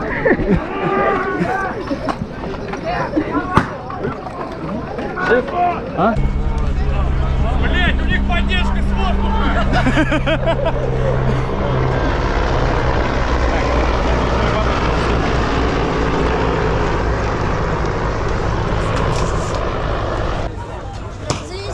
Можно облутать? Был смешной момент, был вход в какое-то, не знаю, что это было за здание, в него был очень узкий вход, буквально полметра. Ну, они как бы решили построить нештурмуемое здание. Но мы решили его штурмовать, и пошел первым крысоогр через этот маленький проход. Он пропихивался. Да, суть была в том, что они сказали, а вот у нас здание не штурмуемое, но у нас есть дворик внутри, вот он боевая зона, поэтому мы не будем выходить. Вот типа идите к нам. Ну и крысоогр пошел. Насколько я слышал, причем у них здания это были просто газебы, они так сминались от его плечей, и он протискивался вперед. В этот набег мы, собственно, занимались в основном разрушением дамб. Было еще разрушение зданий, и у нас возникали бесконечные споры, можно ли что-то лутать на обломках здания, как это должно выглядеть, и каждый раз по-разному работала эта механика, потому что никто толком не знал правил, ни мастера, ни игроки, ни мы, никто, кроме Ильи. Я старался всем об этом рассказывать, но я не бесконечный. Илья был один, и он не мог быть везде, чтобы рассказать как надо. И когда со мной начинает спорить маршал или мастер, мне сложно аргументировать свою позицию, даже если мне кажется, что я более правильно понимаю, что происходит. Бесконечно возникали споры, разрушили ли мы дамбу, потому что вот мешки не растащены, мы говорили, что так его заклинанием разрушали, все равно мешки должны быть растащены. Стоял наш маршал, говорил, я все видел, они такие, нет, все равно. Ну, в общем, это споры из-за правил, потому что правил много, их надо читать, никто их не читает, и все нужно фиксировать мастерами, это проблема.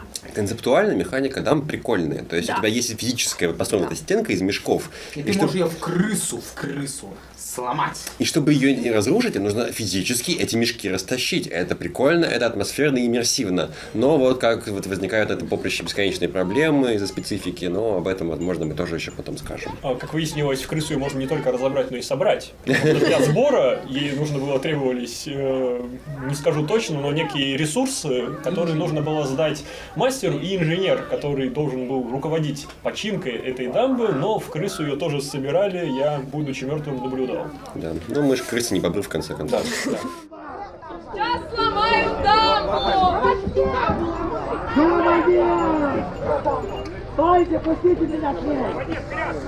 Пустите меня к дамбе! Боя нет, маршал? Маршал! Боя нет? Боя нет! Не боевайся? Не боевайся. Чё? Кольцо! Где дамба? Я с той стороны встану, чтобы видно. Если дамба не усилена инженером, она надо...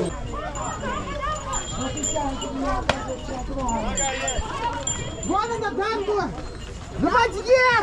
Защищайте меня! Защищайте! У нас есть прикрутина. А я могу ее догонять. Ну, щиты, щиты! Щиты, щиты!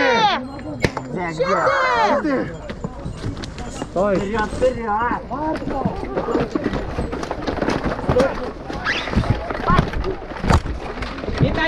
Не попал. Раз, два. Хорош, Мил. Отойдите, отойдите, отойдите. Три. Как же проблема? Так, сел. Он уже сел. Барбол. Хорош.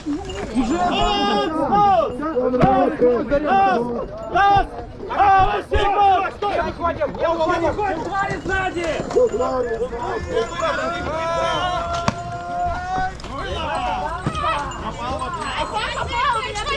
Раскидывай к себе. Разрушишь ту, аккуратно стрелы прилетают. У него 2 раза прилетело. Смотри, меня беспокоит вон там чаша железная. Сейчас они к нему От огня отошли, от бочки от огня, от бочки от огня. Минус раз. На счет 3. Прорыв. На счет 3. Прорыв. Раз, 2, 3. Побежали. Прорыв. Прорывай. Прорывай. Спасибо тебе большое.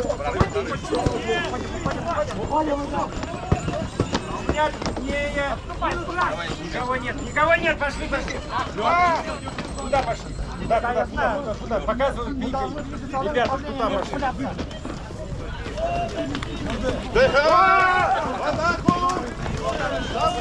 Человек! Пан Алексей! Там что-то страшное. Давайте. Песни поражают. Я можно зачитать. Урсунагман! Выстрел был! Я заковал ее! Сейчас голову разложу! Аж трогать страшно! К слову о сером провидце. Он тоже времени не терял, у него была своя план-схема, как собрать самый большой верментайт, который когда-либо видела подземная империя. Для этого ему нужны были бесчисленное количество припасов ленточек, каждая из которых транслировалась в жизнь для Кланрета, или варп-камень. Вот такой вот варп-камень, каждый из которых тоже заряжал верментайт на много респаунов. На больше респаунов. Тем не менее, соответственно, он ходил каждую нору и собирал дань ресурсов, чтобы максимально эффективно их приложить либо в верментайт, либо для улучшения норы. И однажды, пока кланреты были на задании по поимке челтварей, он пришел в Скайрскую нору, чтобы спросить, а где те ресурсы, которые передали вам клан Эшен, чтобы улучшить нору? Нам, конечно, ничего не передавали.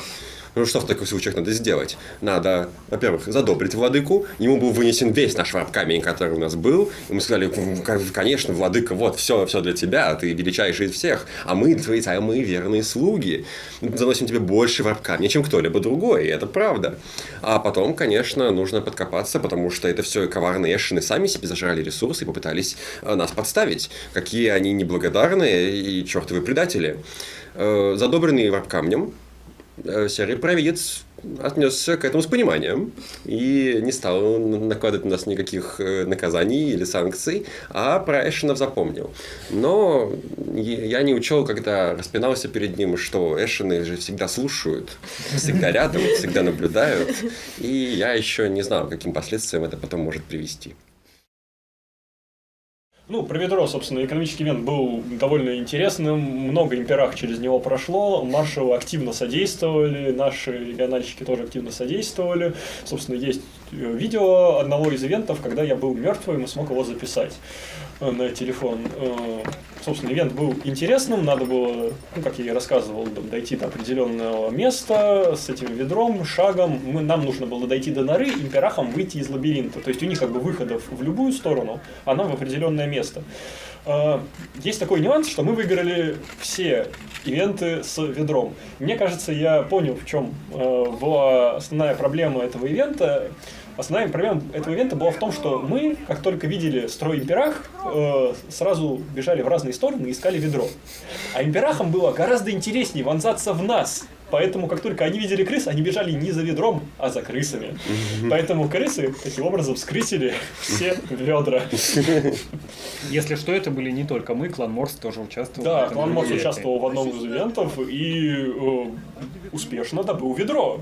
Мы даже с ними поделились варп-камнем, который мы потом у них изъяли, но это другая история. Чемпионы ведра. Да. Нет, маршал. Ведро здесь! Маршал тут! Вон ведро, вы 4 метра. Стой, стой! Что происходит, блядь? Что за тупняк? Блядь. Ты знаешь уже, в смысле, да? Эй! Извини, куда Москву. Нормально. Мы пытались всю игру запустить экономику, как-то применить наши ресурсы, которые мы накопили, но все время упирались в то, что нам чего-то не хватало, и обычно это что-то, это макроресурсы. Микроресурсы мы там как-то уж наменивали и приносили кланреты, макроресурсов у нас фактически не было никакой возможности получить. Единственная возможность была только на экономических ивентах. Была еще одна возможность добыть макроресурсы, это обменять некоторое количество варп-камня на макроресурсы. Очень большое. Вот тут ты попался, потому что мы, когда узнали расценки, решили, что оно нам не надо. Сам концепт того, что мы отдадим кому-то варп-камень, не чтобы там улучшить великое изобретение Клоумункаста, а за дрова вызвал у нас некоторое... Чтобы улучшить великое изобретение. Вопрос в том, что курс там был такой, что нет. Что эта идея сразу отвалилась. Да. Но это не значит, что попытки не предпринимались. Да, и вот одной из такой попыток был поход на экономический ивент. А чтобы на этот экономический ивент прийти, надо было сначала его найти. Потому что не только лишь все знали, где эти экономические ивенты проходят. В итоге я все-таки нашел, где проводятся эти ивенты. Мы собрали отряд. Человек 8. Да.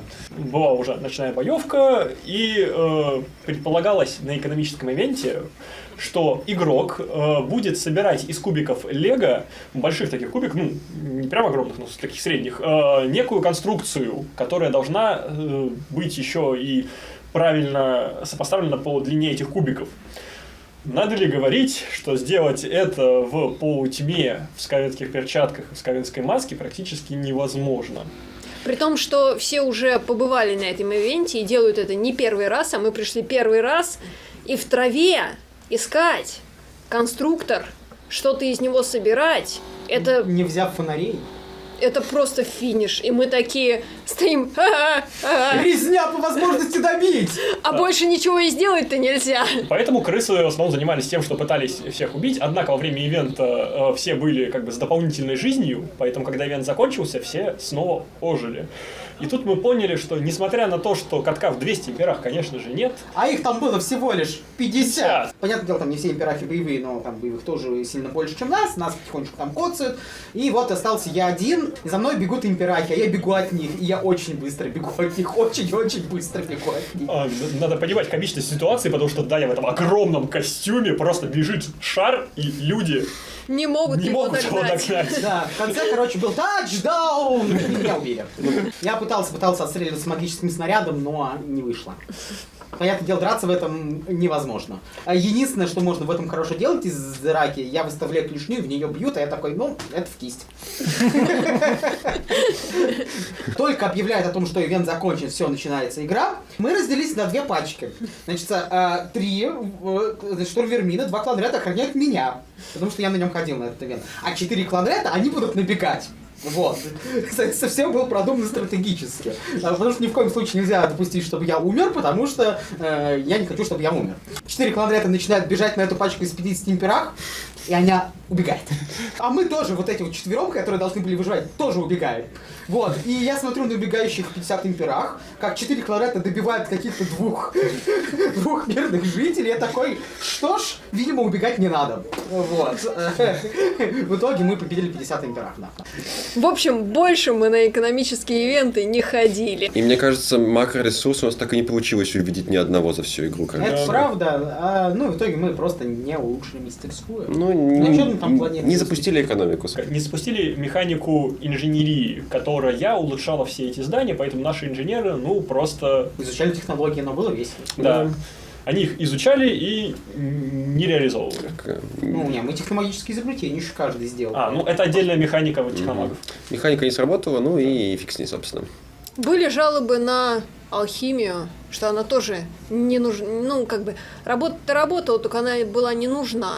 Потому что прекрасный момент мы выяснили прямо по пути на полигон, что у всех скавенов иммунитет к пищевым ядам.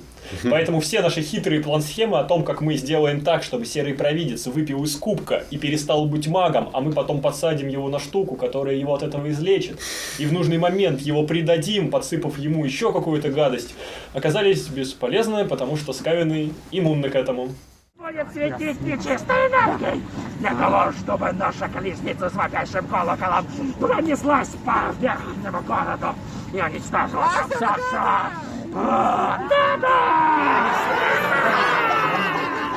Серый провидец реализовал свой квест на колокол и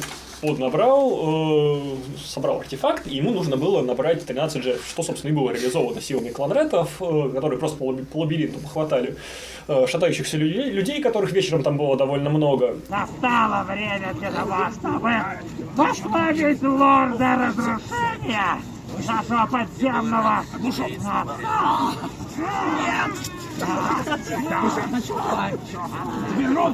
Точно.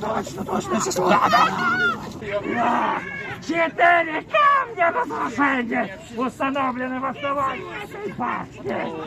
Да, для того, чтобы славился наш подземничек.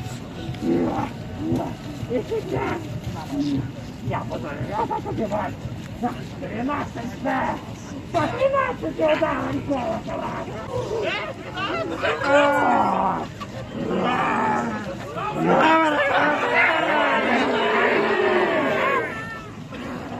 Я требую мухов.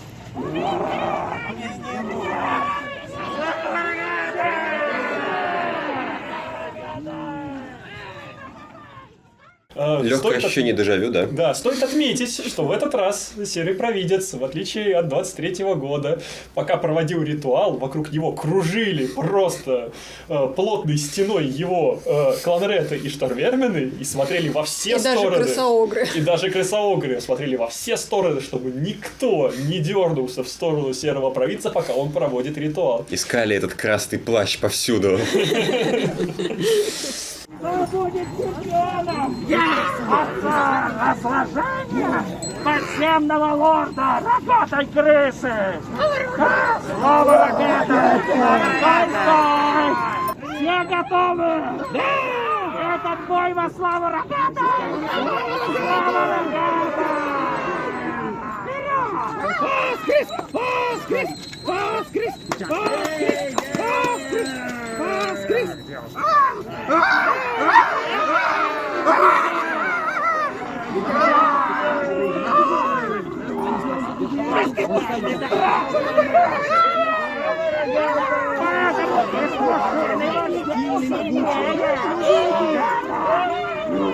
Вот она, воля рогата!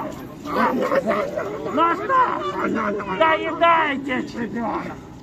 Вечером мы решили, что пора совершить набег на имперское посольство. Куда же еще? Был одно из самых важных мест, изнутри которого мы должны были выкопать. У нас был замечательный бур, артефакт, и он позволял нам копать один раз в день, но куда угодно.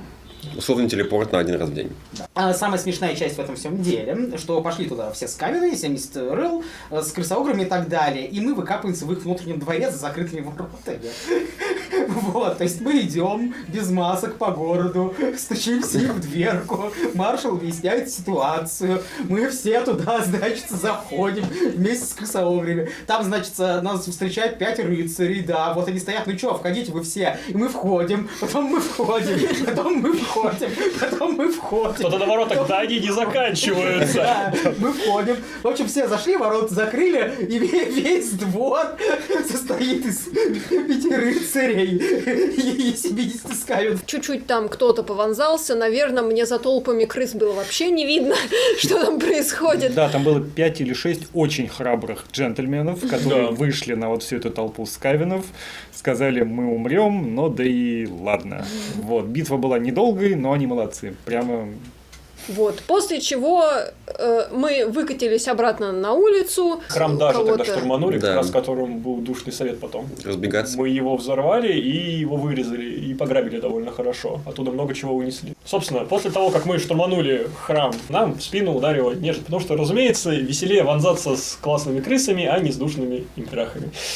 Кто-то разбежался, кто-то остался еще где-то. Я, по-моему, вообще в доме застрял и пытался оттуда спастись. Потом почему-то нежить уже воевала вместе с крысами против людей.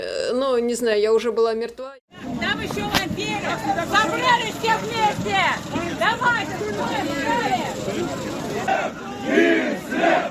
Кислет! Кислет! Кислет! Кислет! Кислет!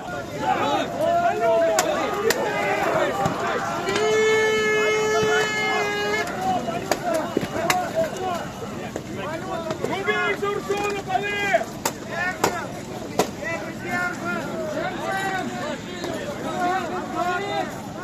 Давай, дави! Давай,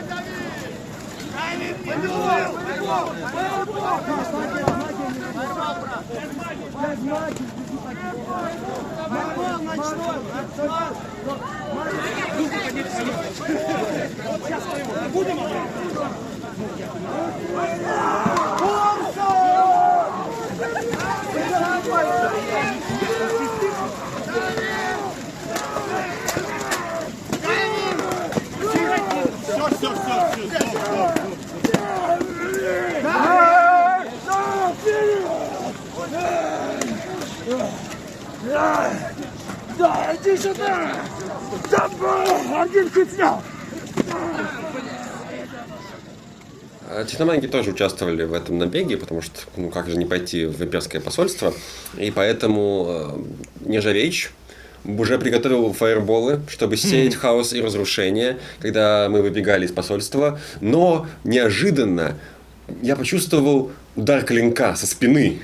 Что же это может быть? Я оборачиваюсь и вижу Эшена в черной робе, который наклоняется ко мне и говорит: «Это тебе за клан Эшен. Дон Эшен передает привет». И добивает меня. Но это была не казнь, это... И он пожалеет об этом, что это была не казнь. Я думаю, что они считали, что ты это я, потому что у тебя был мой старый костюм. Возможно. Но возможно, еще мне показалось, они затаили обиду с того раза, когда я на них катил бочку перед серым провидцем. Третий день. Традиционно утром начинался черный голод, но он каждый раз проходил, в принципе, одинаково, никаких каких-то смешных эксцессов у нас не было. Сытые техномаги. В этот момент у них было другое на уме. Нержавеич был в ярости. На него было совершено вероломное покушение на техномага великого клана Скрайр. Это не должно остаться непрощенным.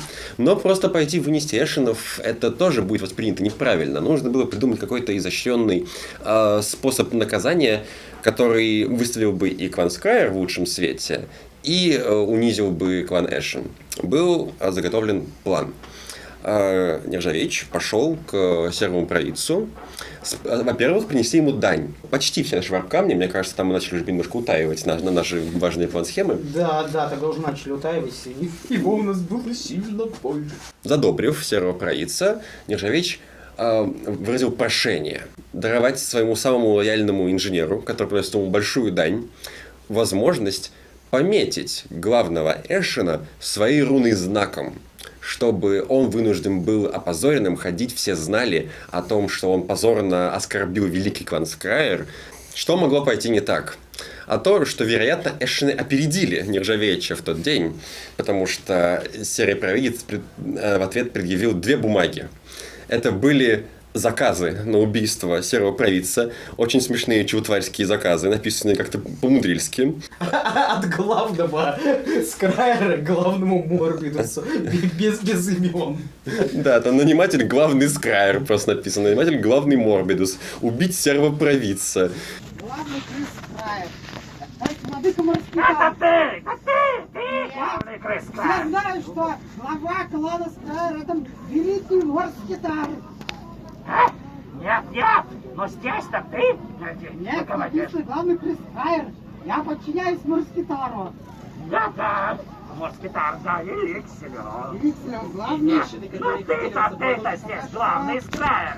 Что он замолчал? Отрубить ему, может быть, сейчас морду. У него помеха в модуле зрения. Уничтожение челтварского поселения.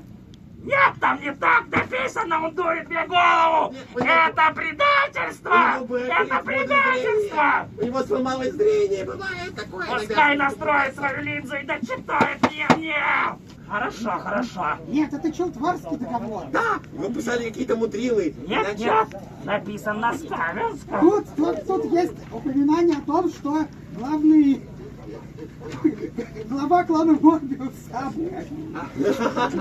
Он вам лоялен верен. Это писали те, кто не знают, как зовут Квамункаста. Квамункаст написал бы, что заказывает Квамункаст. Или... Нет, он хотел перехитрить меня. Великий могу, он написал бы великий могучий Квамункаст, а не главный Скрайр, конечно же. Потому что все так... Нет, он хотел перехитрить меня, поэтому спрятался. Если бы он хотел перехитрить вас, владыка... Чтобы я мог подумать, что это ты главный Скрайр. Если бы он хотел перехитрить, он написал бы Нержавеич. Глупый тупой Нержавеич. Но тот, кто не знал имен, написал главный Скрайр, потому что глупый тупой. Это предательство, я чувствую запах предательства. предательство. От вас я чувствую мускул страха и правильно. Бойтесь! Поза подчинения, поза подчинения! Серый провидец был зол. Он приказал заковать Нержавеича и привести к Квамункаста. Квамункаста тоже заковали в цепи. Нет, веревка, это важно. Веревка, хорошо. Ну, как это не сыграло, но это было важно. Хорошо. Потому что рука у меня все еще была. И, казалось, все идет к катастрофе. Серый провидец, кажется, был неумолим, и вот тут был готов уже дать приказ казнить главного Скрайера и главного Морбидуса. Нужно было срочно что-то предпринимать. И тут гениальная идея. У меня же есть механическая дознавательная рука. Владыка, позвольте мне применить ее, чтобы очистить наши добрые имена. Возможно, этого Эшена не учли. Провидец, позвольте применить мое изобретение на нем.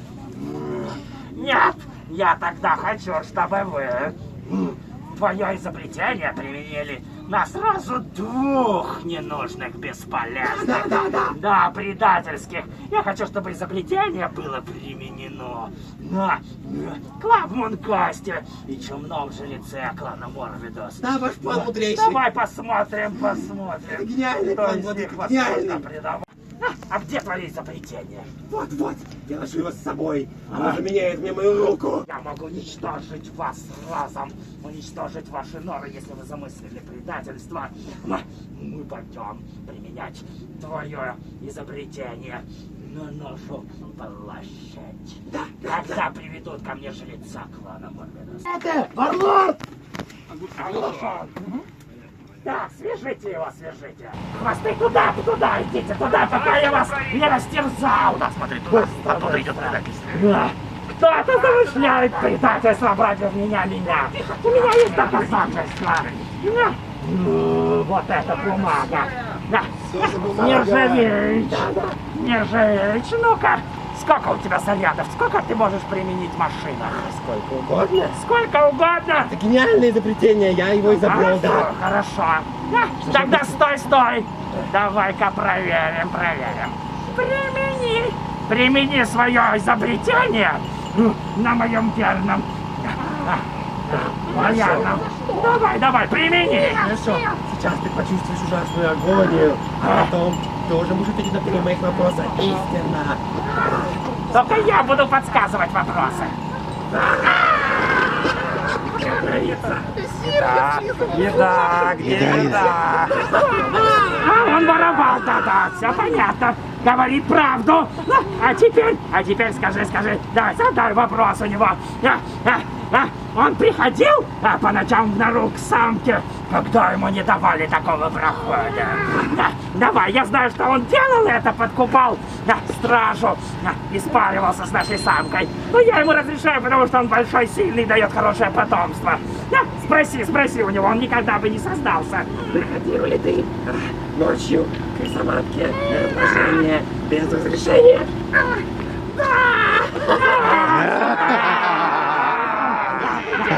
Ну и последнее. Задай ему вопрос. Подкармливает он ли своих кланретов с Кавенблю втихаря, который крадет в таверне 13-й удар? Он точно бы не создался, потому что ему перестанут там наливать. Спроси. Это с Кавенблю. Я боюсь. Почувствуйте мощь изобретения. Тогда теперь доплати Квамункаста. Так, допроси Квамункаста. Я хотел сначала допросить главного Морбидуса. И я хотел сначала, чтобы ты допросил главного Морбидуса. Но серый провидец этого не хотел, а опций было мало. Мне пришлось подвергать Квамункасту ужасной агонии. Нержавеич никогда этого не хотел. Нет. Нет, да. Тем временем весь клан Скали под предводительством правительством Грима стоял с алебардами наперевес и ждал, правильно ли все сделает серый провидец, и надо ли будет его вырезать. Да, напряжение достигало критической точки. И все стало еще хуже, когда серый провидец начал диктовать вопросы, которые я должен задавать к касту.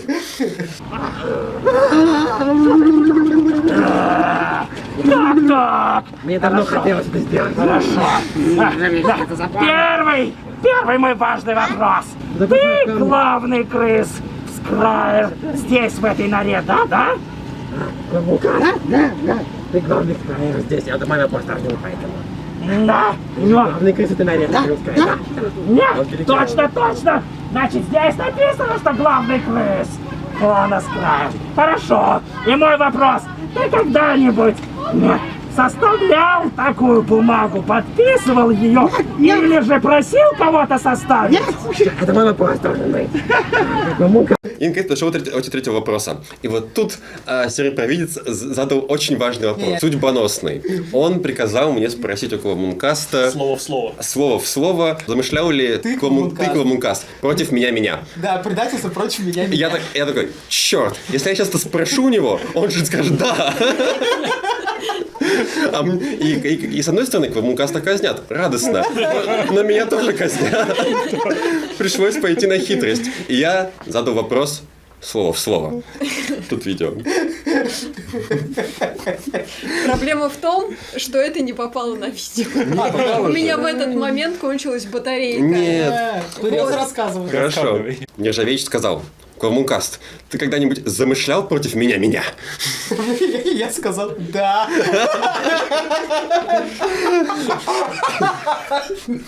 Однако серый правитель был умудрен опытом и понял, что вопрос был сформулирован правильно, и он выполнил все верно, да, но ответ был на другой вопрос. Поэтому он потребовал задать еще один вопрос, на этот раз корректный. Замышлял ли ты Квамункаст против серого провидца? Но это был четвертый вопрос. Ты меня запутал. Задай вопрос, как я говорю. Замышлял ли ты когда-нибудь убийство скритча-варпогрыза когда-либо? Хорошо. Давай. Ты замышлял когда-нибудь убийство скритча-варпогрыза? Нет. Работает. Да, работает. Значит, это предательство.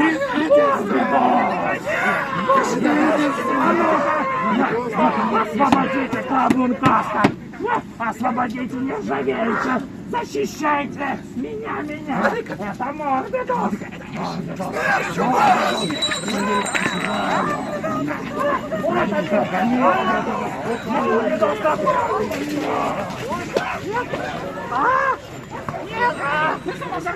Нет, крысоогр! Спаси меня! Нет, дальше. Я сказал дальше не ходить, да. Стоять. Я стою, хватайте! Нет, какое-то...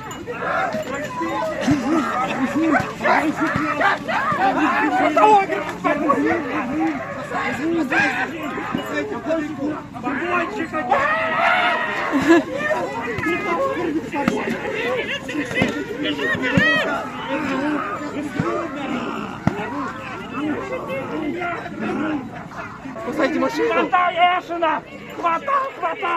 Хватай Эшена! Тупой, бесполезный Конрад! Хватай Эшена! Любой ценой! Стэнли, в нору! Нет, грабить черный храм! Стэнли, грабить черный храм!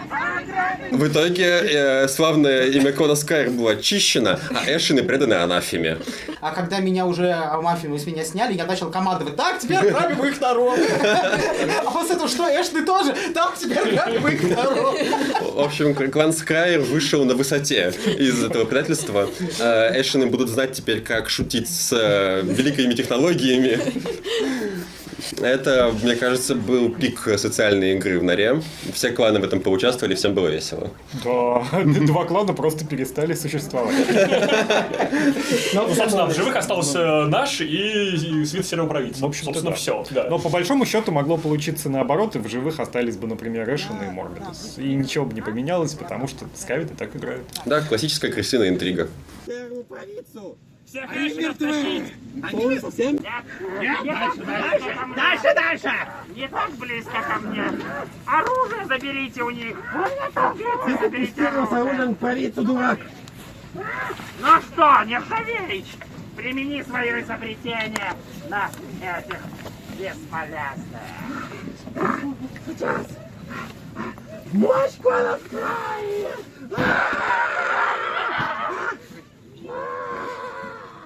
Задай ему вопрос! Задай этому Кланрету вопрос! Получал ли он когда-нибудь задание убить меня? Получал ли ты задание убить сервопровидца? Молодец! Что? Он говорит никогда. Никогда? Или да? Он сказал да! Он сказал да! Он сказал да! Он сказал нет! Да! Все понятно! Стая! Он сказал да! Сказал да! Спроси, а когда-нибудь получал ли он задание убить Нержавеича? Получал ли любой агент клана Эшин задание убить меня, техномага Нержавеича? Кто ты?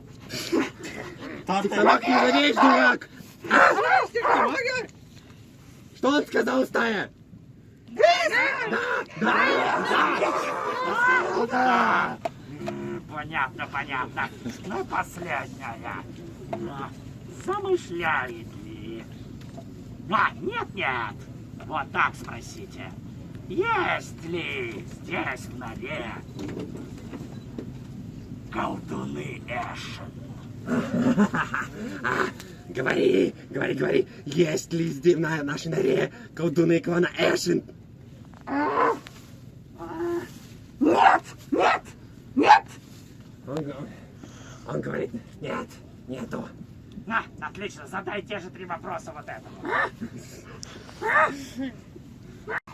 А я посланник Совета 13. Я доношу ему волю. Я восславляю владыку распада. Слава Рогата! Я объявляю Кланэша с этого момента выделения бездомными крысами. Каждый, кто поймает эту крысу, схватит ее и съест. Будет План был хороший, но я не такой. и получит награду и двойное довольство лично от меня. Слава силе! Кости клана Эшен. Они задумали предательство. Хотели стравить меня со всей нормальной. Теперь я знаю, что эти Да, справедливый! Вот такой я хитрый, бодрый!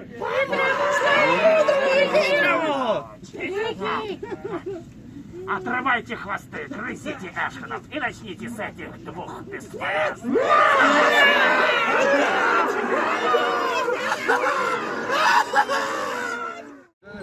Вас нужен маленький Георгий Кланрет. Где маленький Кланрет? Где? Маленький Кланрет.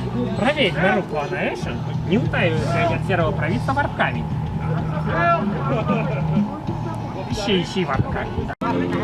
Нет варп-камня? Я же посмотрел. Иди сюда. Скокриш. Да. Придется идти тебе. Я слежу за тобой, не в карман ищи. Ищи варп-камень тщательно. Нет варп-камня. Вернешься без варп-камня, будет плохо. Забыл с утра 1 варп-камень. А? Видишь, ты умеешь добывать. Хорошо, так значит добудешь еще 1. Есть запах варп-камня нет. Значит, он где-то там, ищи. После того, как полутали нору, выяснилось, что Скокриш не сдался, что полутали. У меня не было никаких вариантов, потому что мы нору пришли лутать вдвоем. Золла. Маршал говорит, ну, в общем, смотрите, они обыскивают нору, вы им все отдаете. Вот, Золла, как Штормвермен, подходит первый, ему высыпают просто гору браслетиков. Вот. Он такой смотрит на нее, смотрит на меня, понимает, что у него обе лапы заняты, надо уходить. И он отходит. А я так протягиваю руки, мне тоже высыпают гору браслетиков. Ну, нет, там припасы припасы, по-моему, были, еще что-то. В общем, прям вот 2 ладошки всякого добра. Вот, я прикидываю, Зола сейчас со своими пойдет к Лавмункасту и отдаст. И скажет, вот мы ограбили нору, я тебе все принес. Думаю, ну а я тогда что понесу? Вот, и я все это добро аккуратненько рассовал, попрятал вот по всей нашей скраеровской норе, так, чтобы потом найти. Все видели, как Скоклиш разграбил нору Эшена? Но ничего не вернул. Не брал. Вернул очень мало. Я отдал все отдал Лавмункасту. Припасы? Нет, он отдал 2 припаса. Я свидетель, у него было много. Убейте лодочника. Да. Украл всю казну. Смерть будет слишком милосердна для такого предательства. Скоклишу будут промыты мозги миллионам вольт. Подожди, перед тем, как промывать ему мозги, нам нужно узнать, куда он их спрятал. Да, я не прятал мудрый инженер, да. Почувствуй агонию.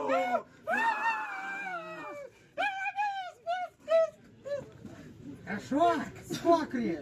Куда ты спрятал припасы? Я спрятал припасы здесь! Он не завышай против Лавмункаста, он просто коварный предатель-вор. Нам нужно сделать из него бомбоносца. Это судьба хуже же смерти. Стая поддерживает. Но Скоклиш будет полезным живым. Если он покажет место, куда он спрятал припасы. Использовать больше никого. А их пограбили! Глупый Скоклиш! Хорошо, я спрятал припасы тут! Ты смазал нашу аптеку. Он пытался подставить нас! Но я знал, что Лавмункаст точно меня будет сейчас вот обыскивать, допрашивать, и он меня допросил на стуле. Вот, и все это заняло у него, наверное, где-то минуты 3. Вот за эти 3 минуты из 6 кучек припасов, которые я спрятал, наши кланреты 4 кучки уже сперли. Верментайт?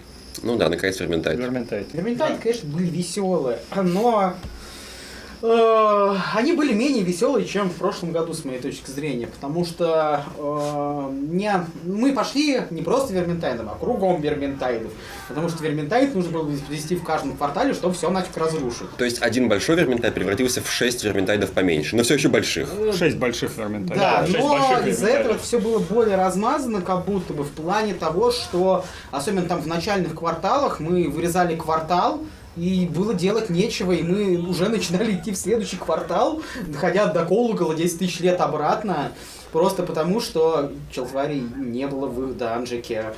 Вот, то есть они просто в квартале отсутствуют, ты их уже всех съел, и такой пу-пу-пу. Нет, ну смотри, мы сначала выбежали в первый квартал, который самый правый длинная улица, верхний, да. длинная грязная улица. Мы немножечко офигели ходить туда-сюда, возвращаться к Колоколу по грязи, от этого очень устаешь. Я не знаю, как они там вообще ходили постоянно по этому месиву. Постепенно, сначала было некого бить, потом собралась вроде как пачка у имперского посольства, они начали нас оттеснять. Мы попытались их обойти сбоку, но оказалось, что других улиц нет. То есть они есть на плане, они планировались, они даже были на стройке, но в какой-то момент во время игры их просто загородили нетканкой. Никаких параллельных проходов, только вот одна улица. Между многими домами, правда, перекрыли проходы, которые там планировались, по плану были. То есть многие дома должны были обходиться по кругу полностью. Но, например, там некоторые люди привязывали свою крышу к соседнему дому, чтобы ее, например, там ветром не унесло или еще что-то. И некоторые проходы были просто заблокированы. Поэтому вот самый скучный квартал, это верхний правый, где была длинная дорога, и нельзя было ее обойти больше никак со стороны. С другой стороны, имперцев всегда можно было просто медленно и методично убить. Что бы они сделали? Там было как раз несколько двухэтажных зданий, и получалось, что там была простреливаемая зона, и стрелки их очень хорошо стреляли. Да, там же был автоматчик. Да, человек с многозарядником, который так просто кричал: «Эй, смотри! 20 зарядников!» Пах-пах-пах, да. Да, я выхожу как-то к этой башне, он меня стреляет, такой тыщ. Еще 2 хита. Все. Спасибо! Вот, а еще, кстати, в правом городе тоже был какой-то дворик, который отчаянно и очень весело оборонялись. Храм Сигмара? Нет, ну храм Сигмара тоже, но там нет не храм Сигмара, что-то вот ближе туда, в сторону посольства.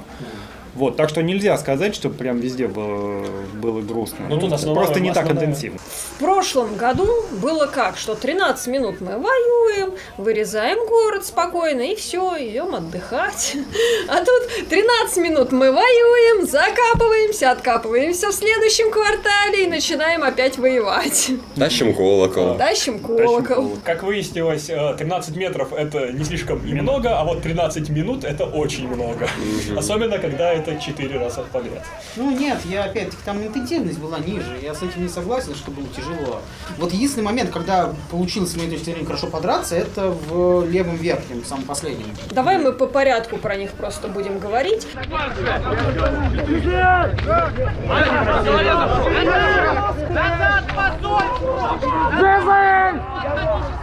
Назад! Выстрел! Дай не секунду. Скорострел! Скорострел!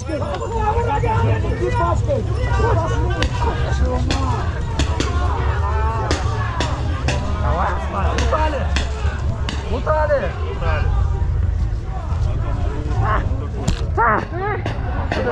Куда?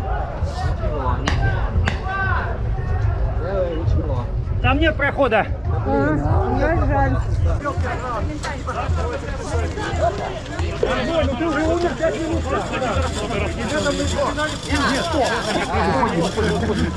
Ладно, крыса.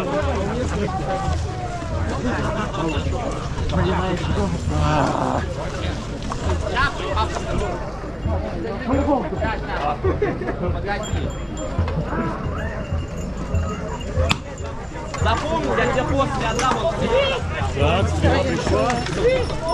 Убитые крысы, отходим, поднимая оружие, шута. Раз, два, три. Готов, да, все, зайчик такой убит. Да, третий.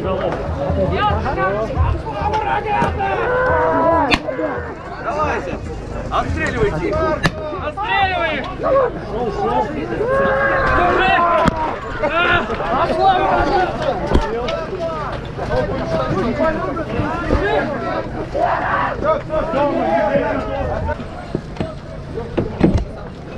Минута осталась. Минута.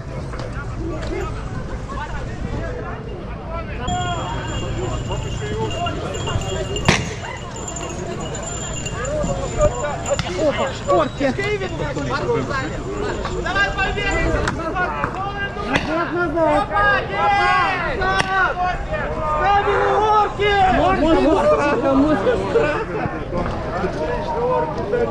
Орки!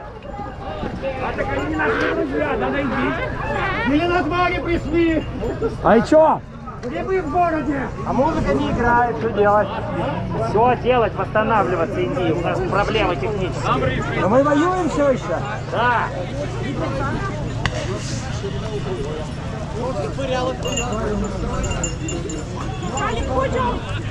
Не дать сломать колокол.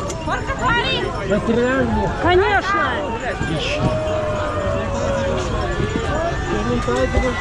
Сзади! Сзади! Щитовые! Выстрел! Стоп! Комментарий закончен! Стоп!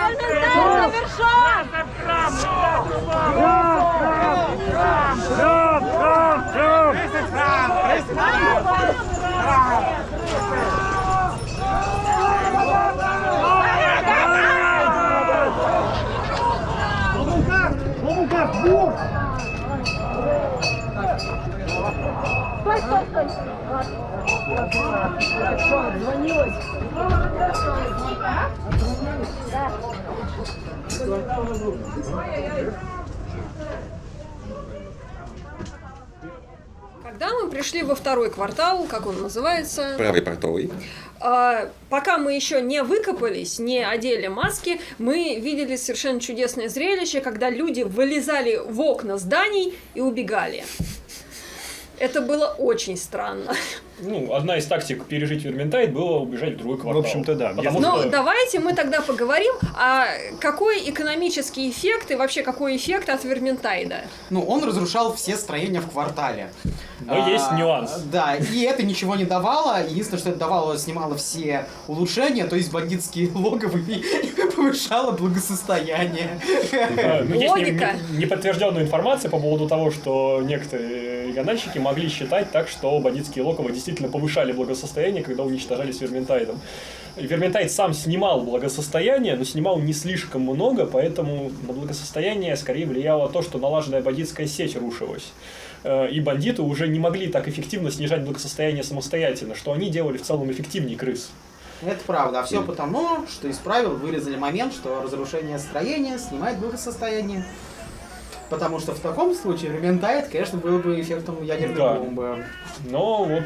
И тогда действительно Чилдфайром было бы интересно, наверное, его остановить. А так никому не было интересно его останавливать. Но про это будет в следующем квартале. Собственно, как Верминтайд останавливается? Нужно пробиться к колоколу и сломать его. Или убить серого провидца, который в него стоит. Да. И, конечно, там было два. Почти никто не пытался этого сделать. Там был запасной серый провидец, игротехнический, который мог бы продолжить звонить, но даже до первого никто не доходил.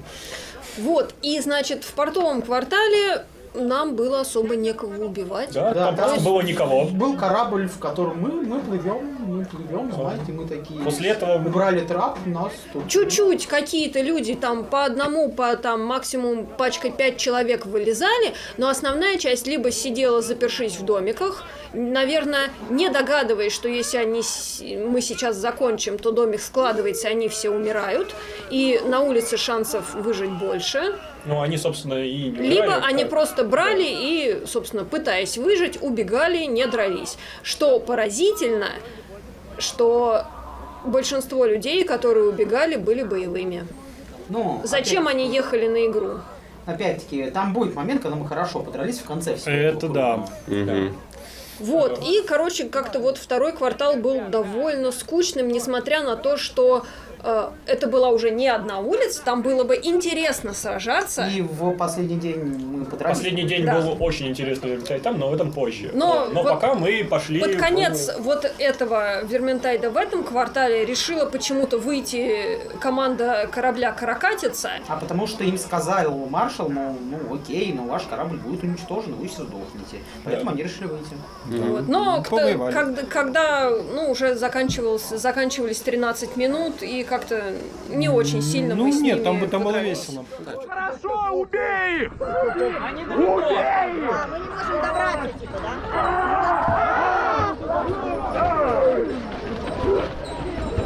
Держать огонь! Меня ударил!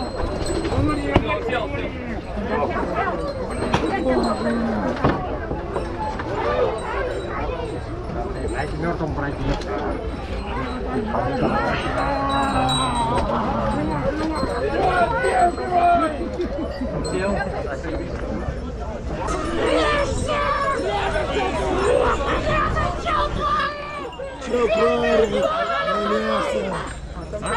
Пошли в юрту! Самые ковры! Это из-за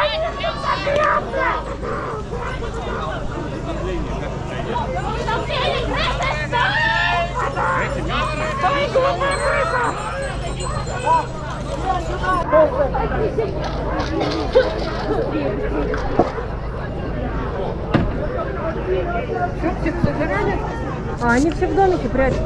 Да.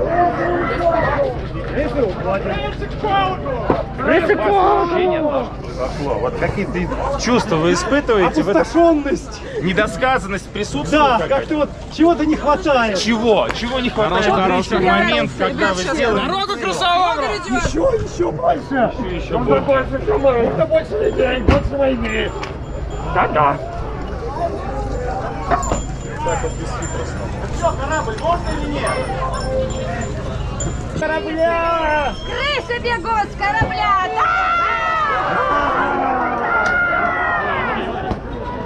Давай! Спину! А некому! Некому! Уйди!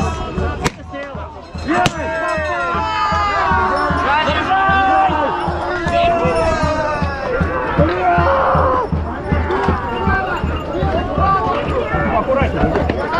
Яйца начали!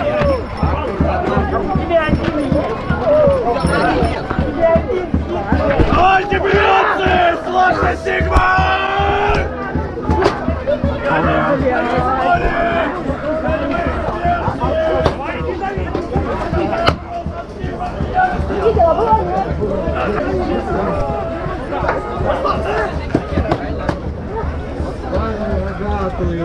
Держи лесто туда!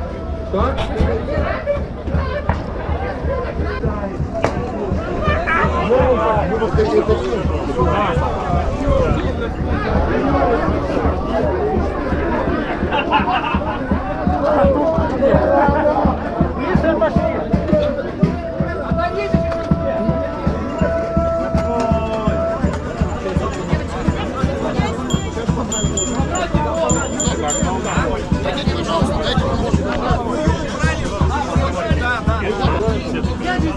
Вы готовы?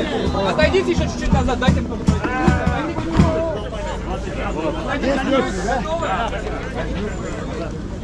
Оборона готова! А как вода отошла, если море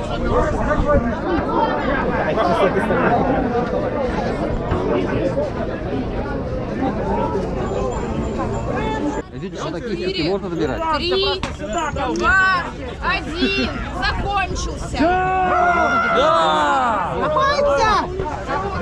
Закапываемся! После этого... В этом квартале мы закончили и пошли следующий. Какой был следующий квартал?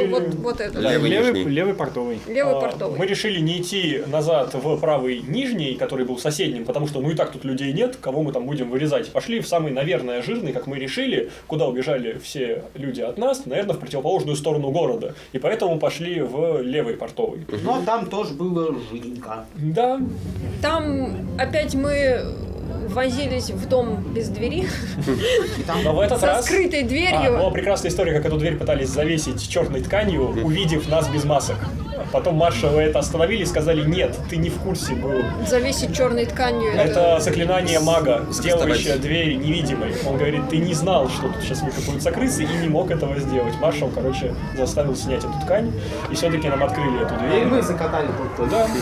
Вот, но опять-таки в квартале было не с кем драться. Да, надо сказать, что он вообще, сколько мы туда не ходили, он был довольно пустой. Хотя сам квартал был интересный. Да, он был красивый. Да. И там было где обойти, где пройти. Интересно был сделан квартал, но он был довольно пуст. Ломаем здание! Ломаем двери! Разрушено! Вам там никого просто нет. Ладно, все, оставляем, пойдем к следующему. Они неинтересны. Да, тут пусто. Да, понятно. Пойдемте.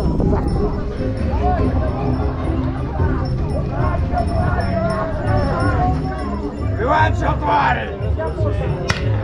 О, мы его нашли! Я понимаю, как исправить, да? Пустые улицы! Пустую улицу! Да? Здесь никого нет? Есть кто в домике? Нам нужно Нет никого в домике, раз. Нет никого в домике, два. Домик разрушен. Разрушение. Так, я помню его домик. Коварное коварство! Кто закрыл дверь? Никого нету. Нет, никого нет, пусто. Нету. Пусто. Корабль? Корабль. Тоже пуст. Они все сбежали. Все сбежали. Да все что твари убежали. Это руины кораблей. Ну ладно, отдохнем, чё. А, так нет. С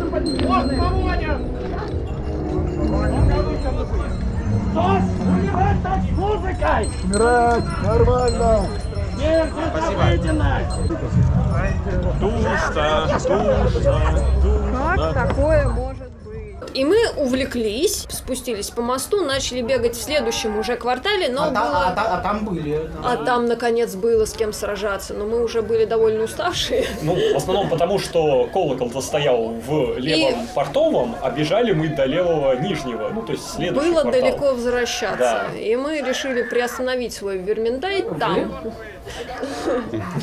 Я нет. Собраться у колокола и... Я бегал до конца, я там уже, не знаю, в медвежий дуб сходил, дверь разрушил, Ну да. переговорщика туда привел. И ни одного. Вот, Там да. даже в поставили. какой-то момент, когда мы еще забегали из портового вот этого квартала, там было замечательно, когда они откатились за мост, и мы так вот группкой оббежали их, чтобы ударить в спину, а из какого-то дома выскочил кислевид с саблей и ударил нам в спину, а ему в спину ударили эшины, которые бежали за нами. В общем, там получился какой-то безумный вот такой слоеный пирог.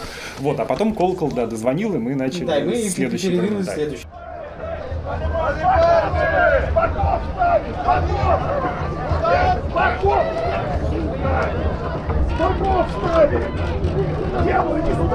Так, включай мой шторм! Готовьтесь к штурму! Крысы сюда! Крысы сюда! Штурм! Надо рушить здание! Ты слышала? Нержавеевич убил Клим фаерболом. Кого убил? Клим Саныча. Это ачивка. Короче, у Саши есть ачивка. Убил Уколова и убил Жукова. За мост не идем! Все к колоколу! Все к колоколу! Закапываемся! Закапываемся!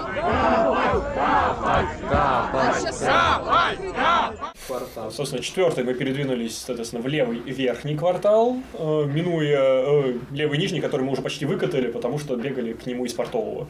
Да, и вот там уже была нормальная такая заруба, там были бретонцы, там были в медвежьи дупы стояли желто-черные, там были Эльфы. Эльфы, да. там Да. были, господи, Харукфи.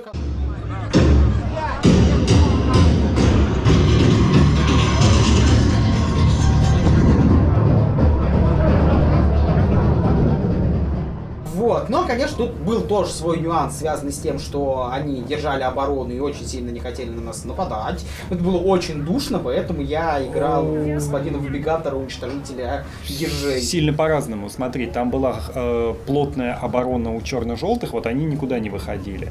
А дальше, вот ближе, получается, к самой-самой верхней части квартала, там они набегали, там была война, они пытались отбить улицу. Да. Вот мы... Ну, с той стороны был мост, и с моста прибывали люди из Ну вот я в соседних сторону кварталов. Харуки в Да. основном ходил, потому что раз они там стояли, а я был магом со снарядом, то я делал то, что я должен делать. О, смотри, миллиард копеечников, который стоит от меня и не достает копьями.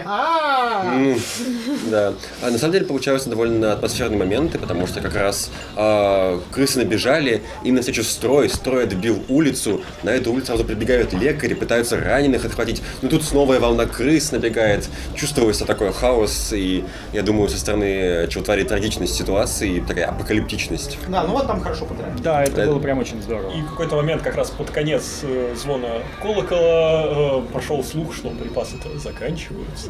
Да. Это был тот квартал, который успешно отбился. Да. Ну, как отбился, в колокол все равно прозвонил. Да, он Да. дозвонил. Колокол не остановили, но он как бы остановил нашу лавину от того, чтобы пойти дальше.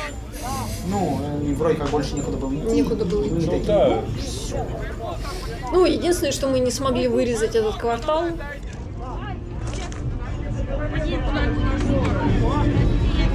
Нет, это просто... Ну, слушай, не больно, я понимаю. Терпим, все нормально. Бывает. Ничего страшного.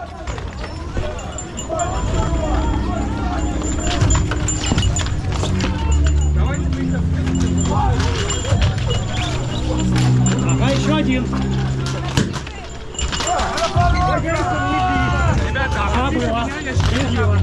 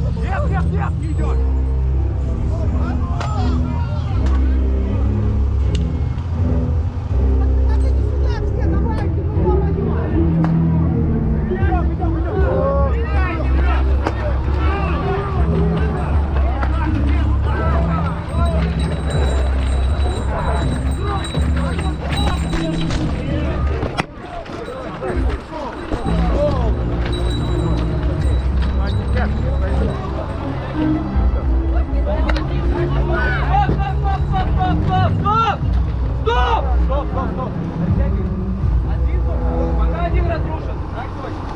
5, 4, 3, 2, 1, продолжай! Давай!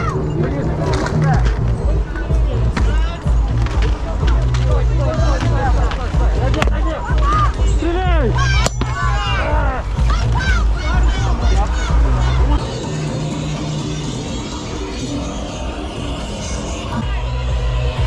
Сейчас мы добьем их! Назад! Назад! Назад! Дорогу большому злому антикомату!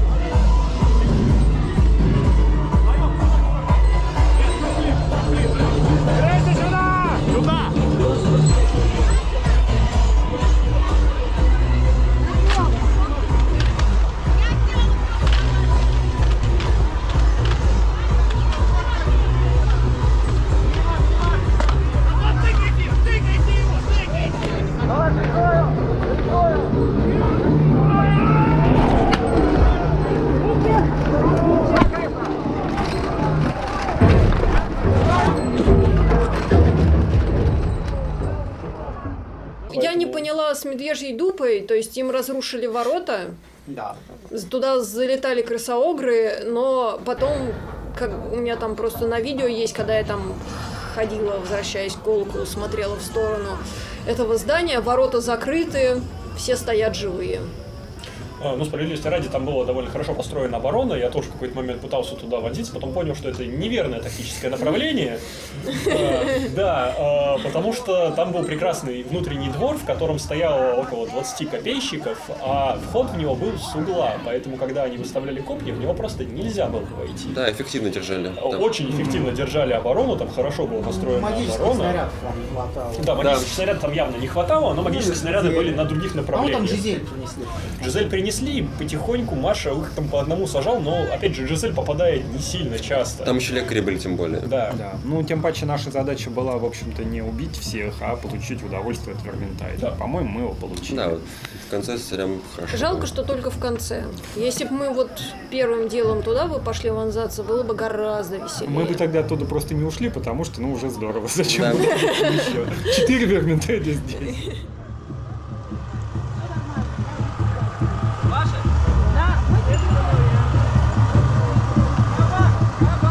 Играем! Играем!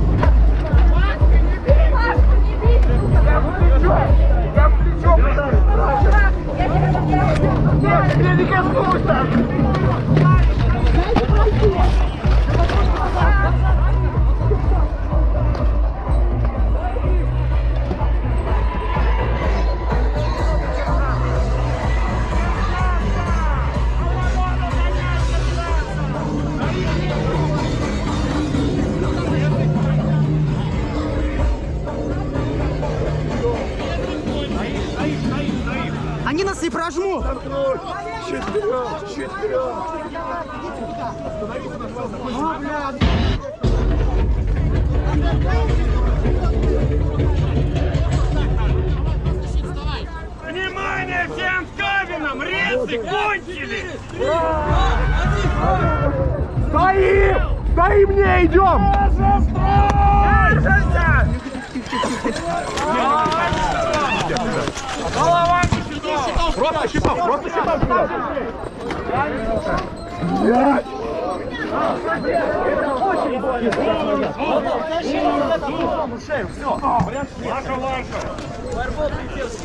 Добро пожаловать на север! Атакисты! Жар! Жар! Жар!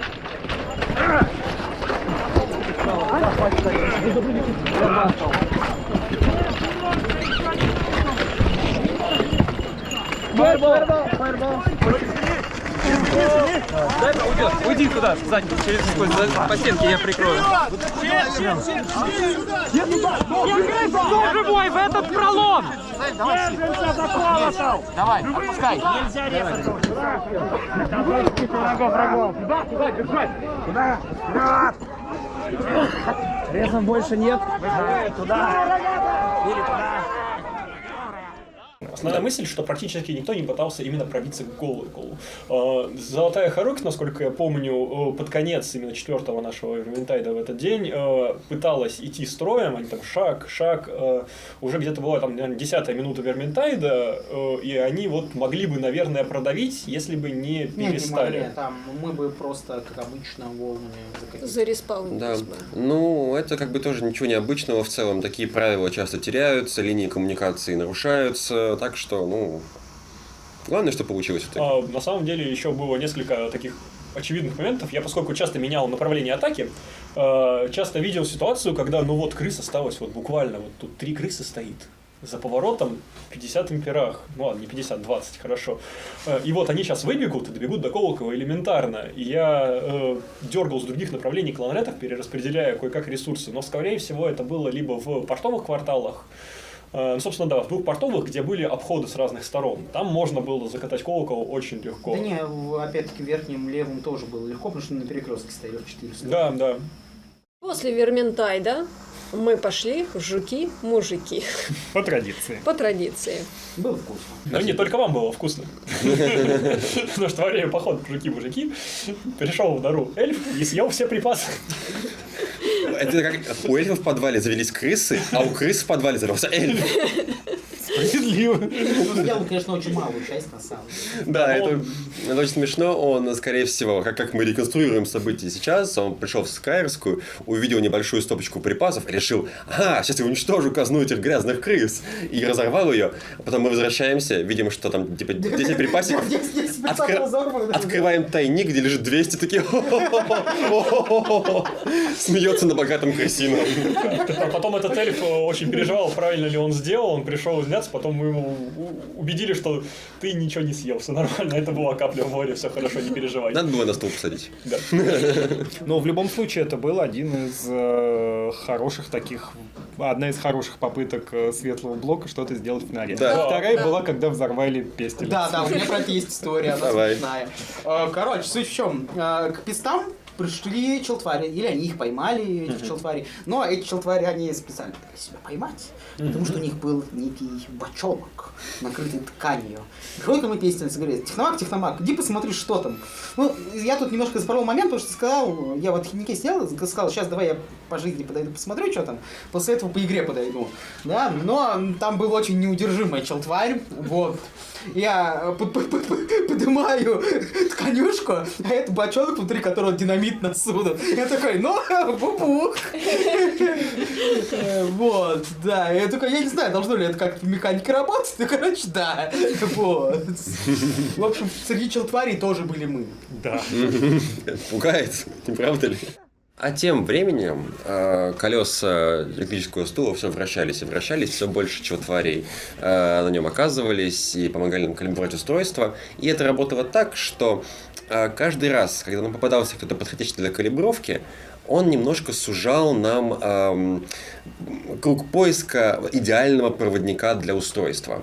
И, то есть, мы сам сожгли водяного мага, узнали, ага, нам нужен, ну, как очевидно, волшебник. Сожгли там мага болотного, ага, узнали, что это волшебница и так далее. И однажды нам попались унгольские ведьмы, такие... И мы их оптом прогнали через... Да, они очень хорошо играли, с ними было весело, мы их и мучили, и на стуле их прогоняли, и заставили их человечину жрать. Было весело. Но самое главное, что они помогли нам завершить калибровку машины. И вот... Ну, не калибровку машины. Калибровку машины нам завершает последний экземпляр. Они привели нас к последнему финальному шагу. Мы узнали, кто именно нам нужен. Мы узнали имя. Морей Хельберг. Именно она являлась... Или он. Мы тогда не знали, кто это. Являлась идеальным проводником для устройства судного дня Кланскайр. А значит, это означало одно. Нужно было найти Морей Хельберг любой ценой. Да, был это вечер пятницы. Пу-пу-пу. Как это выглядело с точки зрения кланрета? Сначала к тебе приходит техномаг, к вам, собирает вас всех, говорит: тупые кланреты, вы должны поймать чел-тварь. Ну, несложно. Идем в лабиринт, ловим чел-тварь.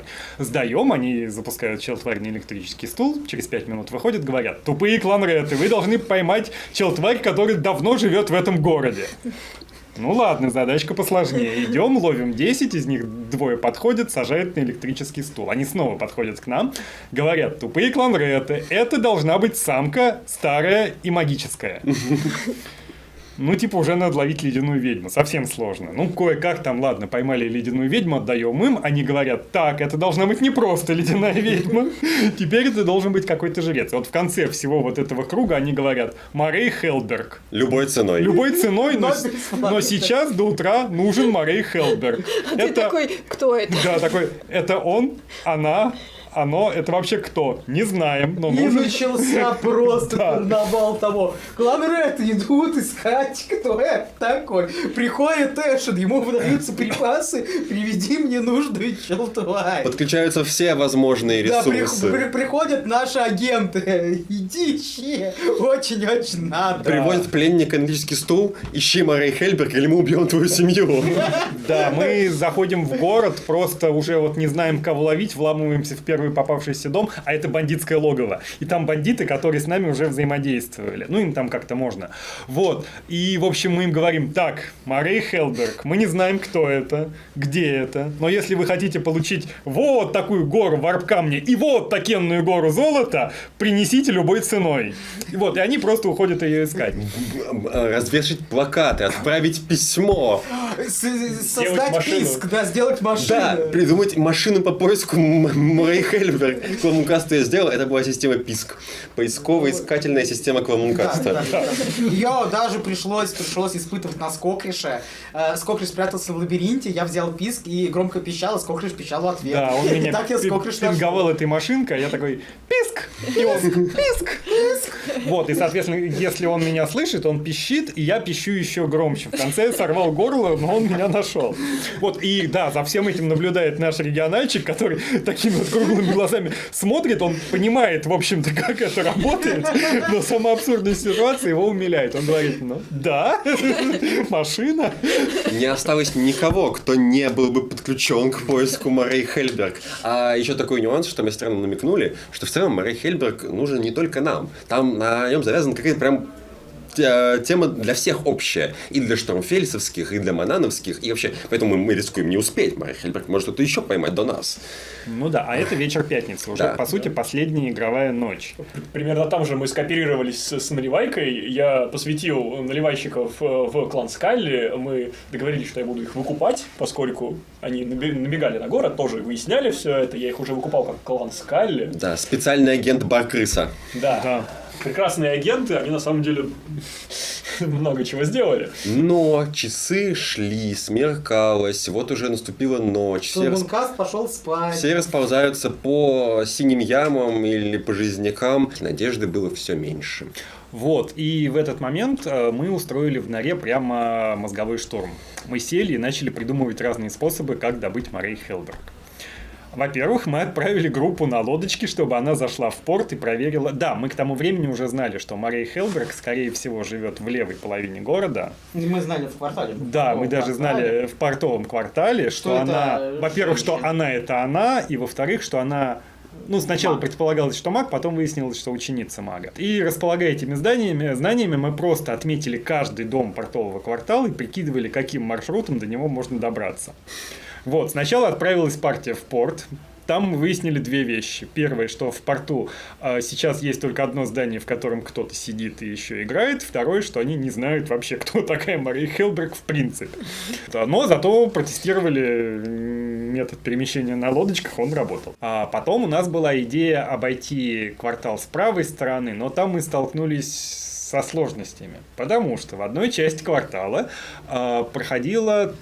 то ли свадьба, то ли день рождения, в общем, что-то сугубо пожизнёвое и такое позитивное. Нас очень просили туда не врываться. Во второй части квартала был концерт. Играли на гитаре, было очень красиво, по-моему, это была тем, очень здорово, но туда тоже врываться не получалось. А третья часть квартала, к сожалению, была в перманентной синей яме, и туда врываться было просто бессмысленно. Вот. Но какое-то количество людей мы наловили, выяснили, отсортировали их на любителей искусства, пьяных и случайно забредших, из них никто не знал про Марию Хельберг. Но потом случилось чудо. Ну, точнее, как чудо. Скорее, надежда иссякла. Все уже разошлись, остался только небольшой контингент, который зависал в норе, и строил планы, как же завтра хотя бы успеть поймать Марию Хельберг до завершения игры и всех финальных план-схем. Ну, это же нужно сделать. У нас впервые в какой-то веке появился клановый квест, нужно его сделать. И тут прибегает бар-крыса, секретный агент, стучит по плечу Нержавеича и говорит: там что, твари пришли? Кто? Мария Хельберг. Типа сразу все такие одеваются в костюмы, сразу маски надевают, быстрее. И нельзя, чтобы они попали к Морбидусам, нельзя. Выбегаем к этой решетке, в попыхах, со всем снаряжением. Стоит Мария Хельберг, ученица мага, стоит из охранников, каких-то там панов, и не хочет заходить.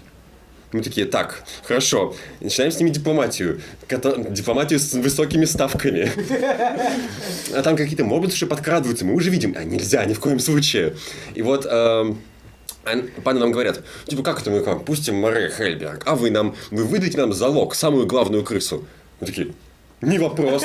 Эй, Морбидус, поди сюда. А он какой-то просто рандомный квадрат. Мы его так к ним выталкиваем, к этим падам. Вот главный крыс. Они такие: отлично. И убивают его. Наступает несколько секунд такое очень неловкого молчания. Все смотрят на истекающий кровью труп Морбидуса. И с нашей стороны такой голос: и это мы еще крысы. Но в итоге, кажется, это убедило Марию Хельберг все-таки зайти в туннели. Мы ее схватили сразу, конечно, поволокли на стул скорее. Она была и не против, как будто она не сопротивлялась, скорее просто только надменно смотрела нас всех, осыпала нас потоком ругательств и всячески вела себя не по-пленнически. Что-то начинало не складываться немного. Вот, наконец, Мария Хельберг была усажена в стул, на ней применялись всевозможные пытки, подвергалась невозможной агонии. И ничего, ей было на все по барабану. Она лишь не впечатляюще комментировала то, какие же вы все жалкие. И вот ты, Нержавеич, особенно. Ты какой-то недоумок, ты тут должно быть типа самый жалкий, слабый. Смотри, истинную правду под пытками говорила. В итоге мы произвели калибровку стула на ней, и сработало. Она не погибла от этого, с ней ничего не случилось, она лишь откинула еще какой-то саркастический комментарий. Она выжила исключительно благодаря тому, что у Нержавеича начинала раскалываться его гениальная голова от всего ее бормотания и ругательств, поэтому он приказал ее просто выкинуть как можно дальше. Но устройство заработало. Квест был выполнен. Ура!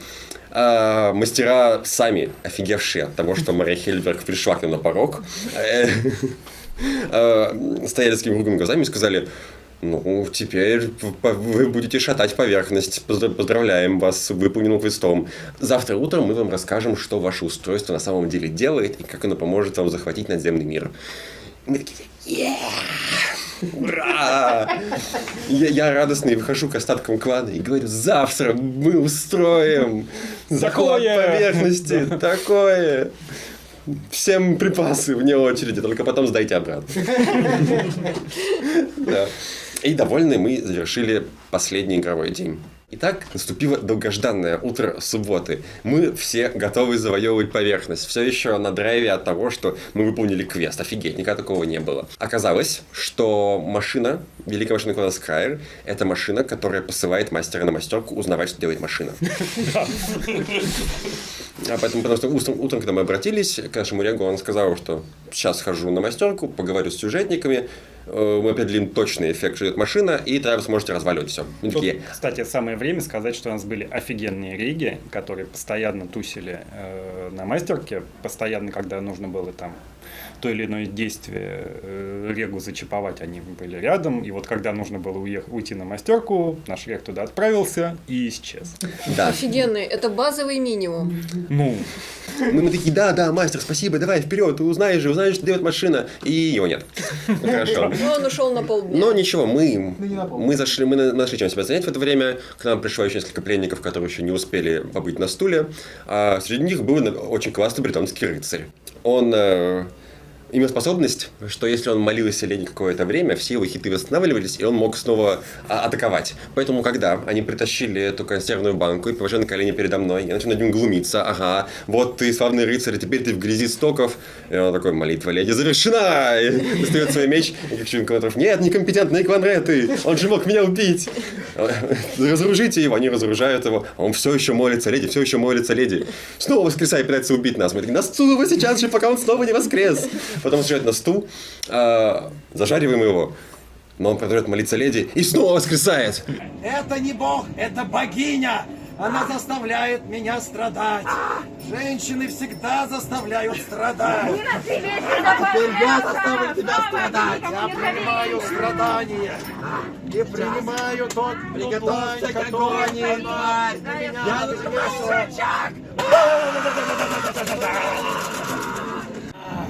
моя леди, самых частых правил.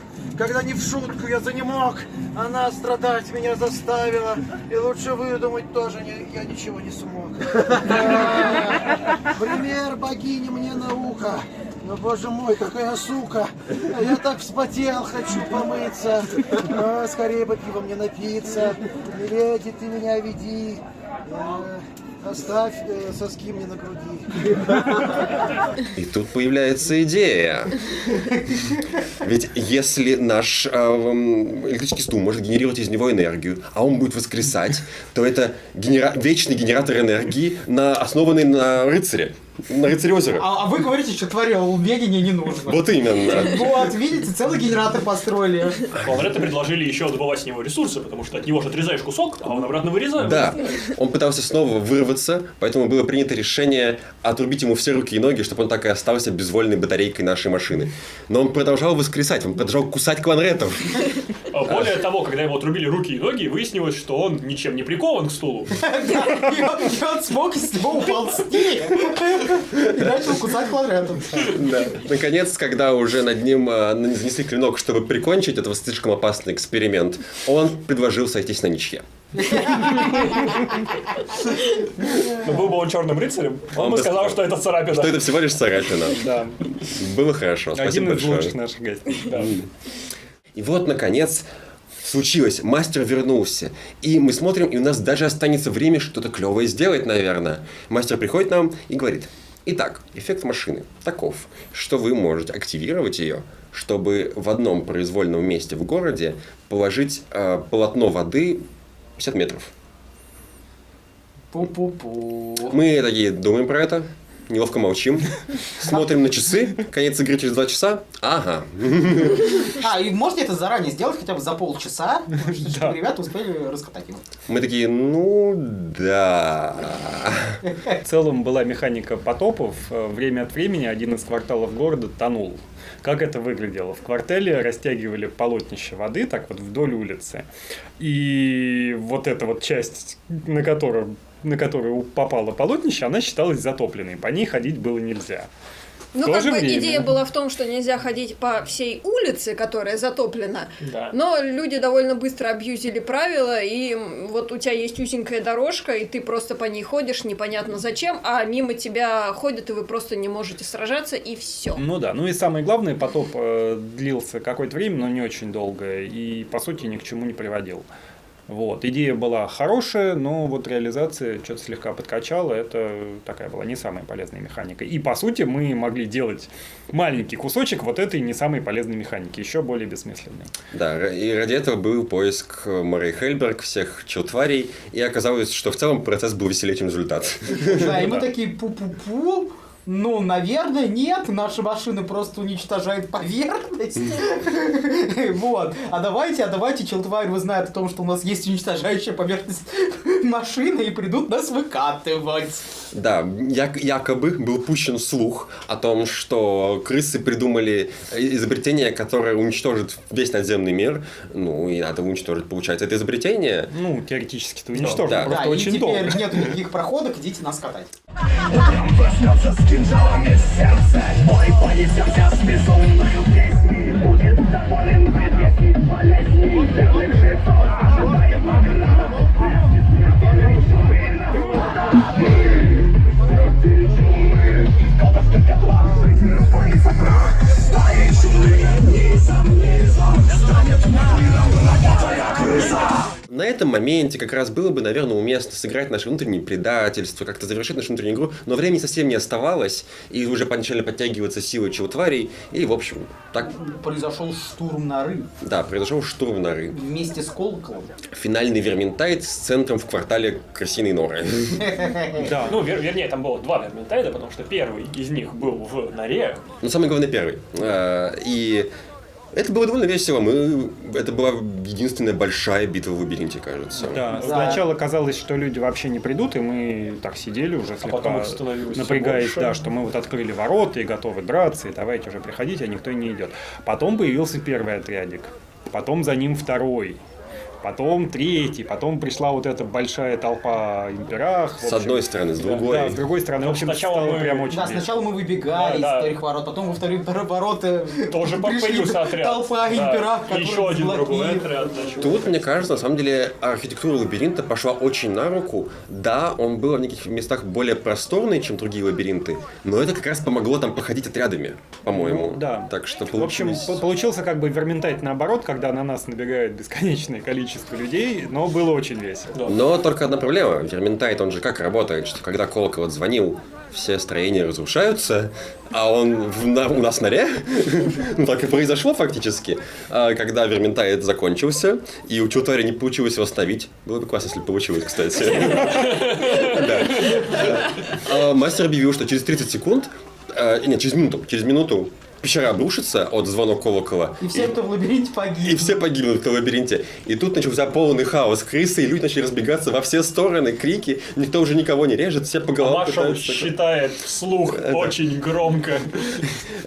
И все быстрее и быстрее. Тут техномаги кричат: «Квадреты, хватайте бур!» И в итоге под звуки приближающейся смерти, хаоса, убегающих, крики раненых, которых никто не вытащит назад, клан Скали стоит на норе и копает.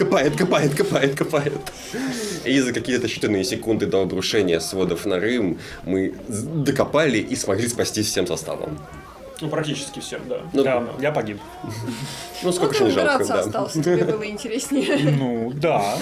Я зато завалил очень почтенного Ты книжку джентльмена. почитал, когда мы второй верминтайд пошли на сам. Лагерь бочком!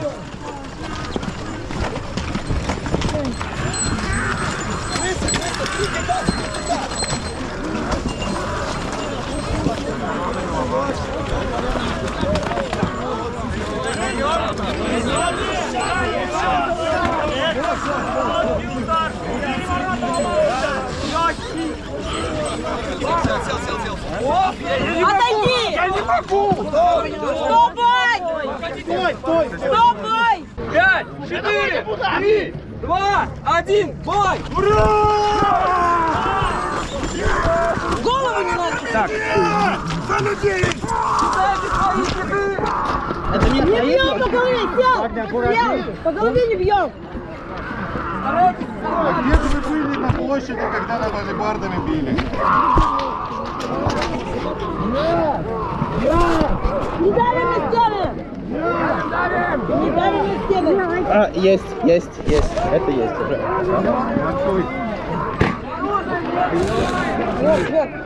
Дайте очень большому! Пропустите! Да, было. Мертвый, Да, мертвый выхожу. Давайте, нормально играем!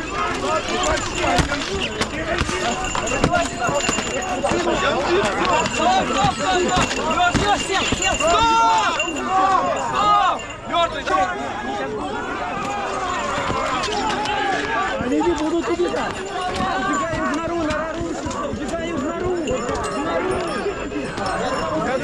Я стоял! Собственно, после того, как нора обрушилась, люди-то думали, ну, засыпали нору, и все крысы остались там.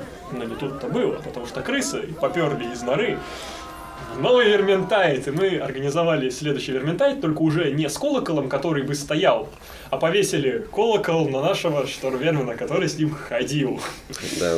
И это был, наверное, самый интересный, ну как лично для меня, Верминтайт, потому что он был в правом нижнем квартале, где было много палаток унголов и много домов, которые можно было обойти. Я думаю, во многом сыграло то, что до конца игры оставались еще считанные там 1,5 часа. Да. Люди уже в основном подвели все итоги, собрались примерно в одном месте. Много кому уже было нечего особо терять, чтобы там нет смысла убегать. Да. Готовы на все, и получилось хорошо. Пока Грим там занимался какой-то ерундой, мы нашли специального агента Баркрысу и сделали ему предложение, которому нельзя отказаться. Мы, выделили ему оффер в IT-компанию. Да. Не хотите ли вы место в клане Скрайер? Он такой: великий клан Скрайер, жалкий клан Скали. Ну, выбор очевиден, так что...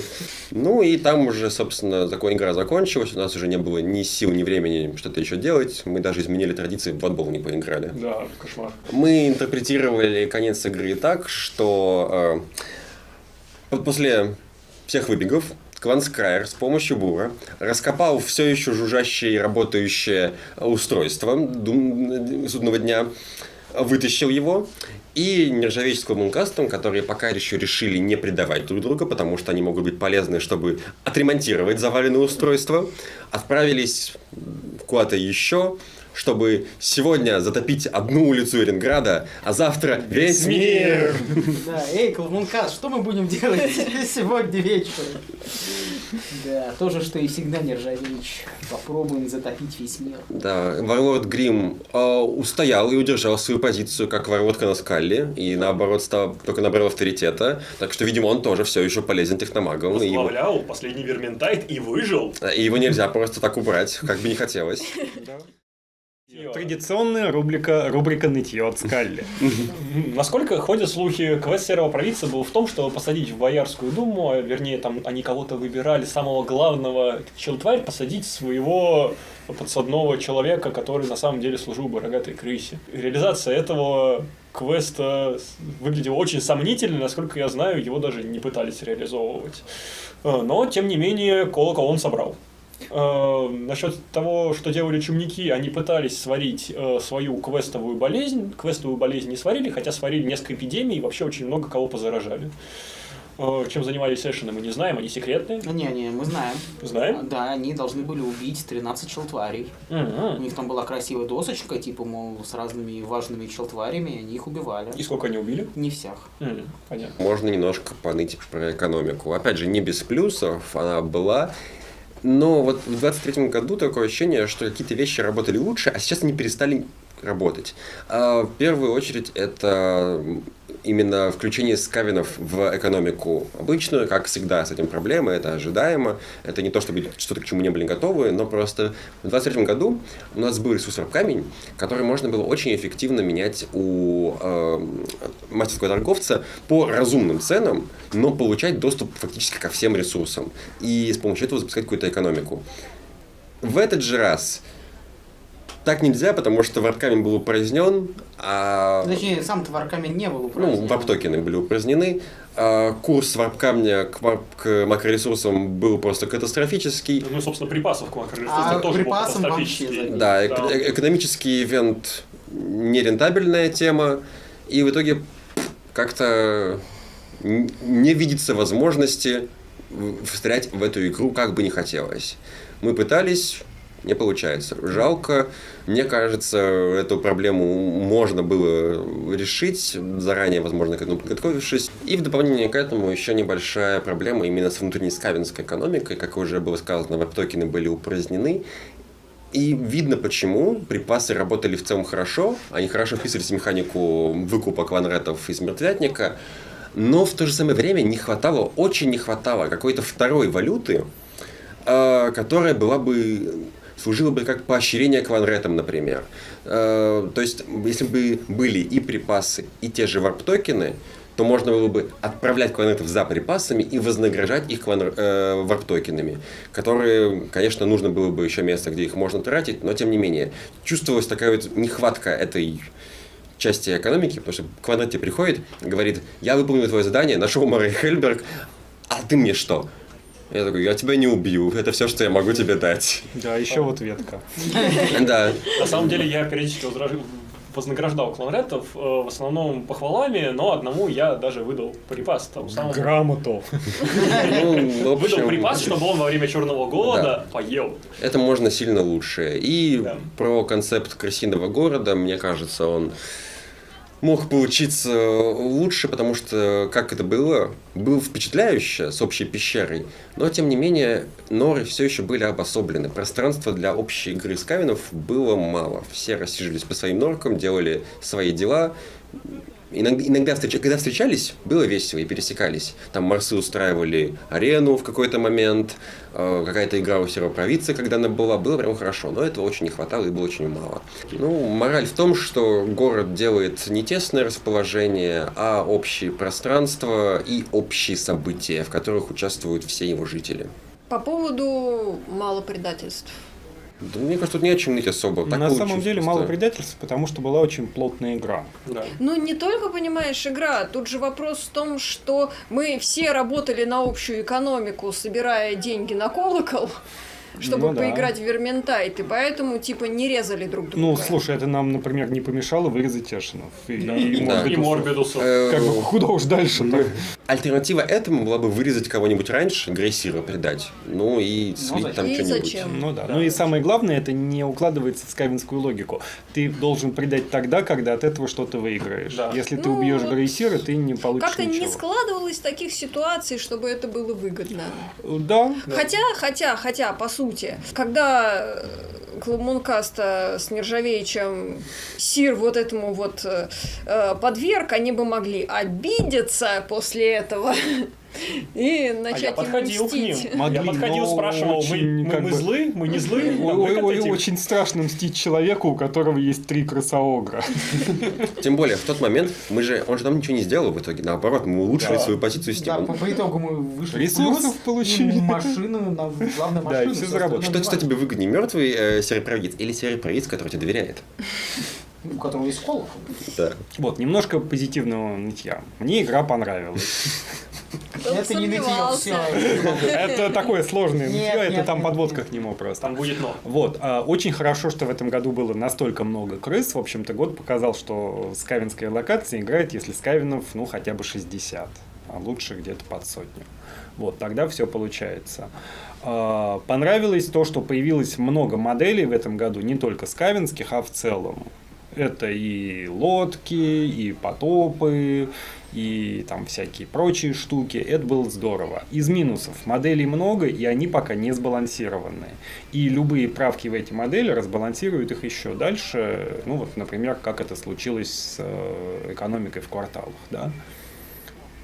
Когда немножечко изменили условия разграбления, и, в общем-то, разграбить кварталы стало невозможно. То, что мастерская группа меняет игру, это хорошо. То, что вводятся новые модели, тоже хорошо, но нужно очень аккуратно оценивать их сбалансированность. Про тот самый аспект нытья не будешь? Про какой? Да, самый-самый главный аспект нытья. Мастерская группа В вашей среде завелся несрущий Джо. Уже вторую игру подряд возникает проблема с тем, где бы игрокам покакать. Это плохой знак. Дороги в этом году были такими говнистыми, возможно, из-за этого. Обратите внимание. Ну, если бы кто-то ходил в туалет на дороге, вряд ли кто-то бы заметил. Ну, на самом деле, так-то мастер по АХЧ лично нашу проблему с туалетами разрешил, показал нам, где можно выкопать туалет, и тем самым спас нас и наших соседей, которые им тоже пользовались. Но глобально, так вот, системно, проблема с туалетами на полигоне не решена, надо решать. Мне очень понравилась игра, наверное, даже больше, чем в 23-м году, хотя в 23-м году мне игра тоже очень понравилась, но все-таки был ряд нюансов, которые хотелось бы осветить. Например, об оправданных ожиданиях. Когда ты читаешь правила, а я читал все правила, и я надеялся, что они все будут соблюдаться. Но, разумеется, это не всегда случилось, потому что, немного удручало, что некоторые мастера не в курсе, механик, которых вроде должны быть в курсе. Не все на начало игры готово. Ну, например, про двери мы рассказывали, о том, что они не были готовы. О том, что игроки в целом не очень понимают логику того, что они делают. Ну, то есть, вот когда про здания мы рассказывали, которые нельзя было обойти, очень бы хотелось, чтобы люди больше читали правила и больше понимали, что и зачем нужно. Тогда, возможно, было бы лучше. Нет, не читайте правила. Вот все эти излишние ожидания от того, что он читал правила. Мы не читали правила, нам норм. Нет. А что тебе не норм? У нас был волшебный эпизод, который мы даже не стали рассказывать, когда мы пытались выкопаться в Боярской думе. И как-то что, я не знаю, что мы там хотели сделать. Убить всех мы просто больше ничего не умеем. Я могу сказать, что мы там хотели делать. Мы пытались уронить благосостояние города, выкопавшись во время их совета. Мы даже заранее с помощью агентов или кого-то еще, кто-то нам рассказал, выяснили, во сколько будет это собрание, а потом даже выяснили, где. Это был отдельный квест, потому что они сменили место своей дислокации. Они должны были быть в другом месте. К ним пришел слух о том, что к ним придут крысы, и поэтому они поменяли дом. Выкопались. Оказалось, что у них какое-то заклинание, мы не можем в это здание войти, мы не можем в нем выкопаться, потому что вот так. И при этом стоят две армии.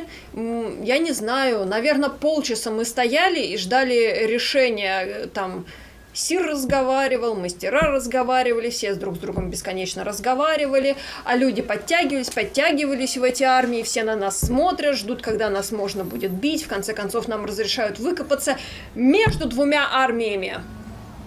И обычно, когда мы выкапываемся, просто звучит команда «одели маски», и мы начинаем драться. В этот момент нас начали бить еще до того, как мы успели одеть маски. Нас просто сразу заколотили с двух сторон, и мы счастливые пошли назад к себе в нору отдыхать, потому что это абсолютно бессмысленно.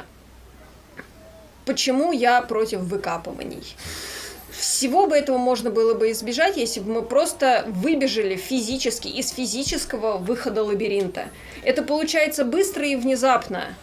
И ни у кого никаких там не будет, что «Ой, а вы не можете здесь, а вы не можете там». Ну, в общем, Бур генерировал некоторое количество интересных моментов, когда мы выкапывались там, где нас не ожидают. Но вот и такой момент тоже был, когда нам не дали выкопаться, где мы хотели, и нам пришлось выкапываться где-то рядом. А так подкопы работают в основном для того, чтобы сбежать или для того, чтобы выбежать туда, куда обычно не попасть. Например, вот Корком мы ходили, мы выкапывались за городом. Или в имперское посольство. Мы выкапывались за городом и оттуда уже шли до орков, потому что, разумеется, выйти из лабиринта, пройти полгорода и потом дойти до орков мы бы не смогли. Мы же могли просто выйти в поле и пойти по полю. Ты выходишь в поле, у города нету стены, все люди прекрасно видят, что ты идешь по полю. Ты идешь не с угла, а со стороны реки. И пока ты идешь, туда выйдет отряд навстречу как раз прекрасно через отсутствующие ворота и встретит тебя по дороге к оркам. Ну, я уже говорила про то, что слишком много правил, все требует фиксации мастерами, ничего нельзя сделать, если нет мастера. И мастера зачастую не знают правила, и мы не очень знаем правила, кроме Ильи. Я еще раз хочу поблагодарить тем, кто старался у нас на стройке. Работал как заведенный, мы очень вам благодарны, вы молодцы, вы крутые, всем, кто сделал у нас крутые костюмы, тоже молодцы, тем, кто сделал не крутые костюмы, не молодцы. Но таких же почти не было. Ну, есть там некоторые личности, которые не могли доспех всю игру застегнуть и так ходили, бесит прям не могу. Да, спасибо мастерам за то, что все это устроили. Отдельное спасибо маршалам, да, потому что за нами прям ходила группа маршалов, с нами плотно работала. Отдельное спасибо маршалам, которые участвовали в последнем Верминтайде, когда к нам пришли люди. Дело в том, что мы дрались в довольно тесном проеме, и там была давка. Если бы не маршалы, было бы так себе. Спасибо всем игрокам, которые играли с нами. И еще особенное спасибо тем, кто хотел играть с нами, независимо от того, пришли они к нам или мы к вам. Это всегда очень приятно видеть игроков, которые выражают желание поиграть с тобой. Важный дисклеймер, на всякий случай, скавины — это не данж. Данж — это город. Да, поэтому мы готовы, в общем-то, играть со всеми, особенно с теми, кто готов играть. Но мы не данж и не игротехи. Поэтому мы вас обязательно сожрем, да-да. Едем ли мы в следующем году с кавинами? Мы не знаем. Пу-пу-пу, мы пока не знаем. Накопилась довольно большая усталость, и все поэтому думают, стоит ли еще. Основная часть крыс, которые ездили в этом году из всех команд, сказала, что нет, спасибо, хватит. Ну, они сказали, что будет через год. Ну, или через 2. Не, обязательно съездим через год, но вот на следующий хотим отдохнуть. Многие так говорили, особенно из других команд. Ну а пока можем сказать, что увидеться с нами вы сможете точно на Аракисе. Всем спасибо за игру. Спасибо. Всем пока. Пока-пока. Ненавижу видеть Вархаммера. Где мои деньги? Мне обещали. Так, важно, вот это должно войти обязательно. Обязательно. Давайте, выразите всю свою ненависть.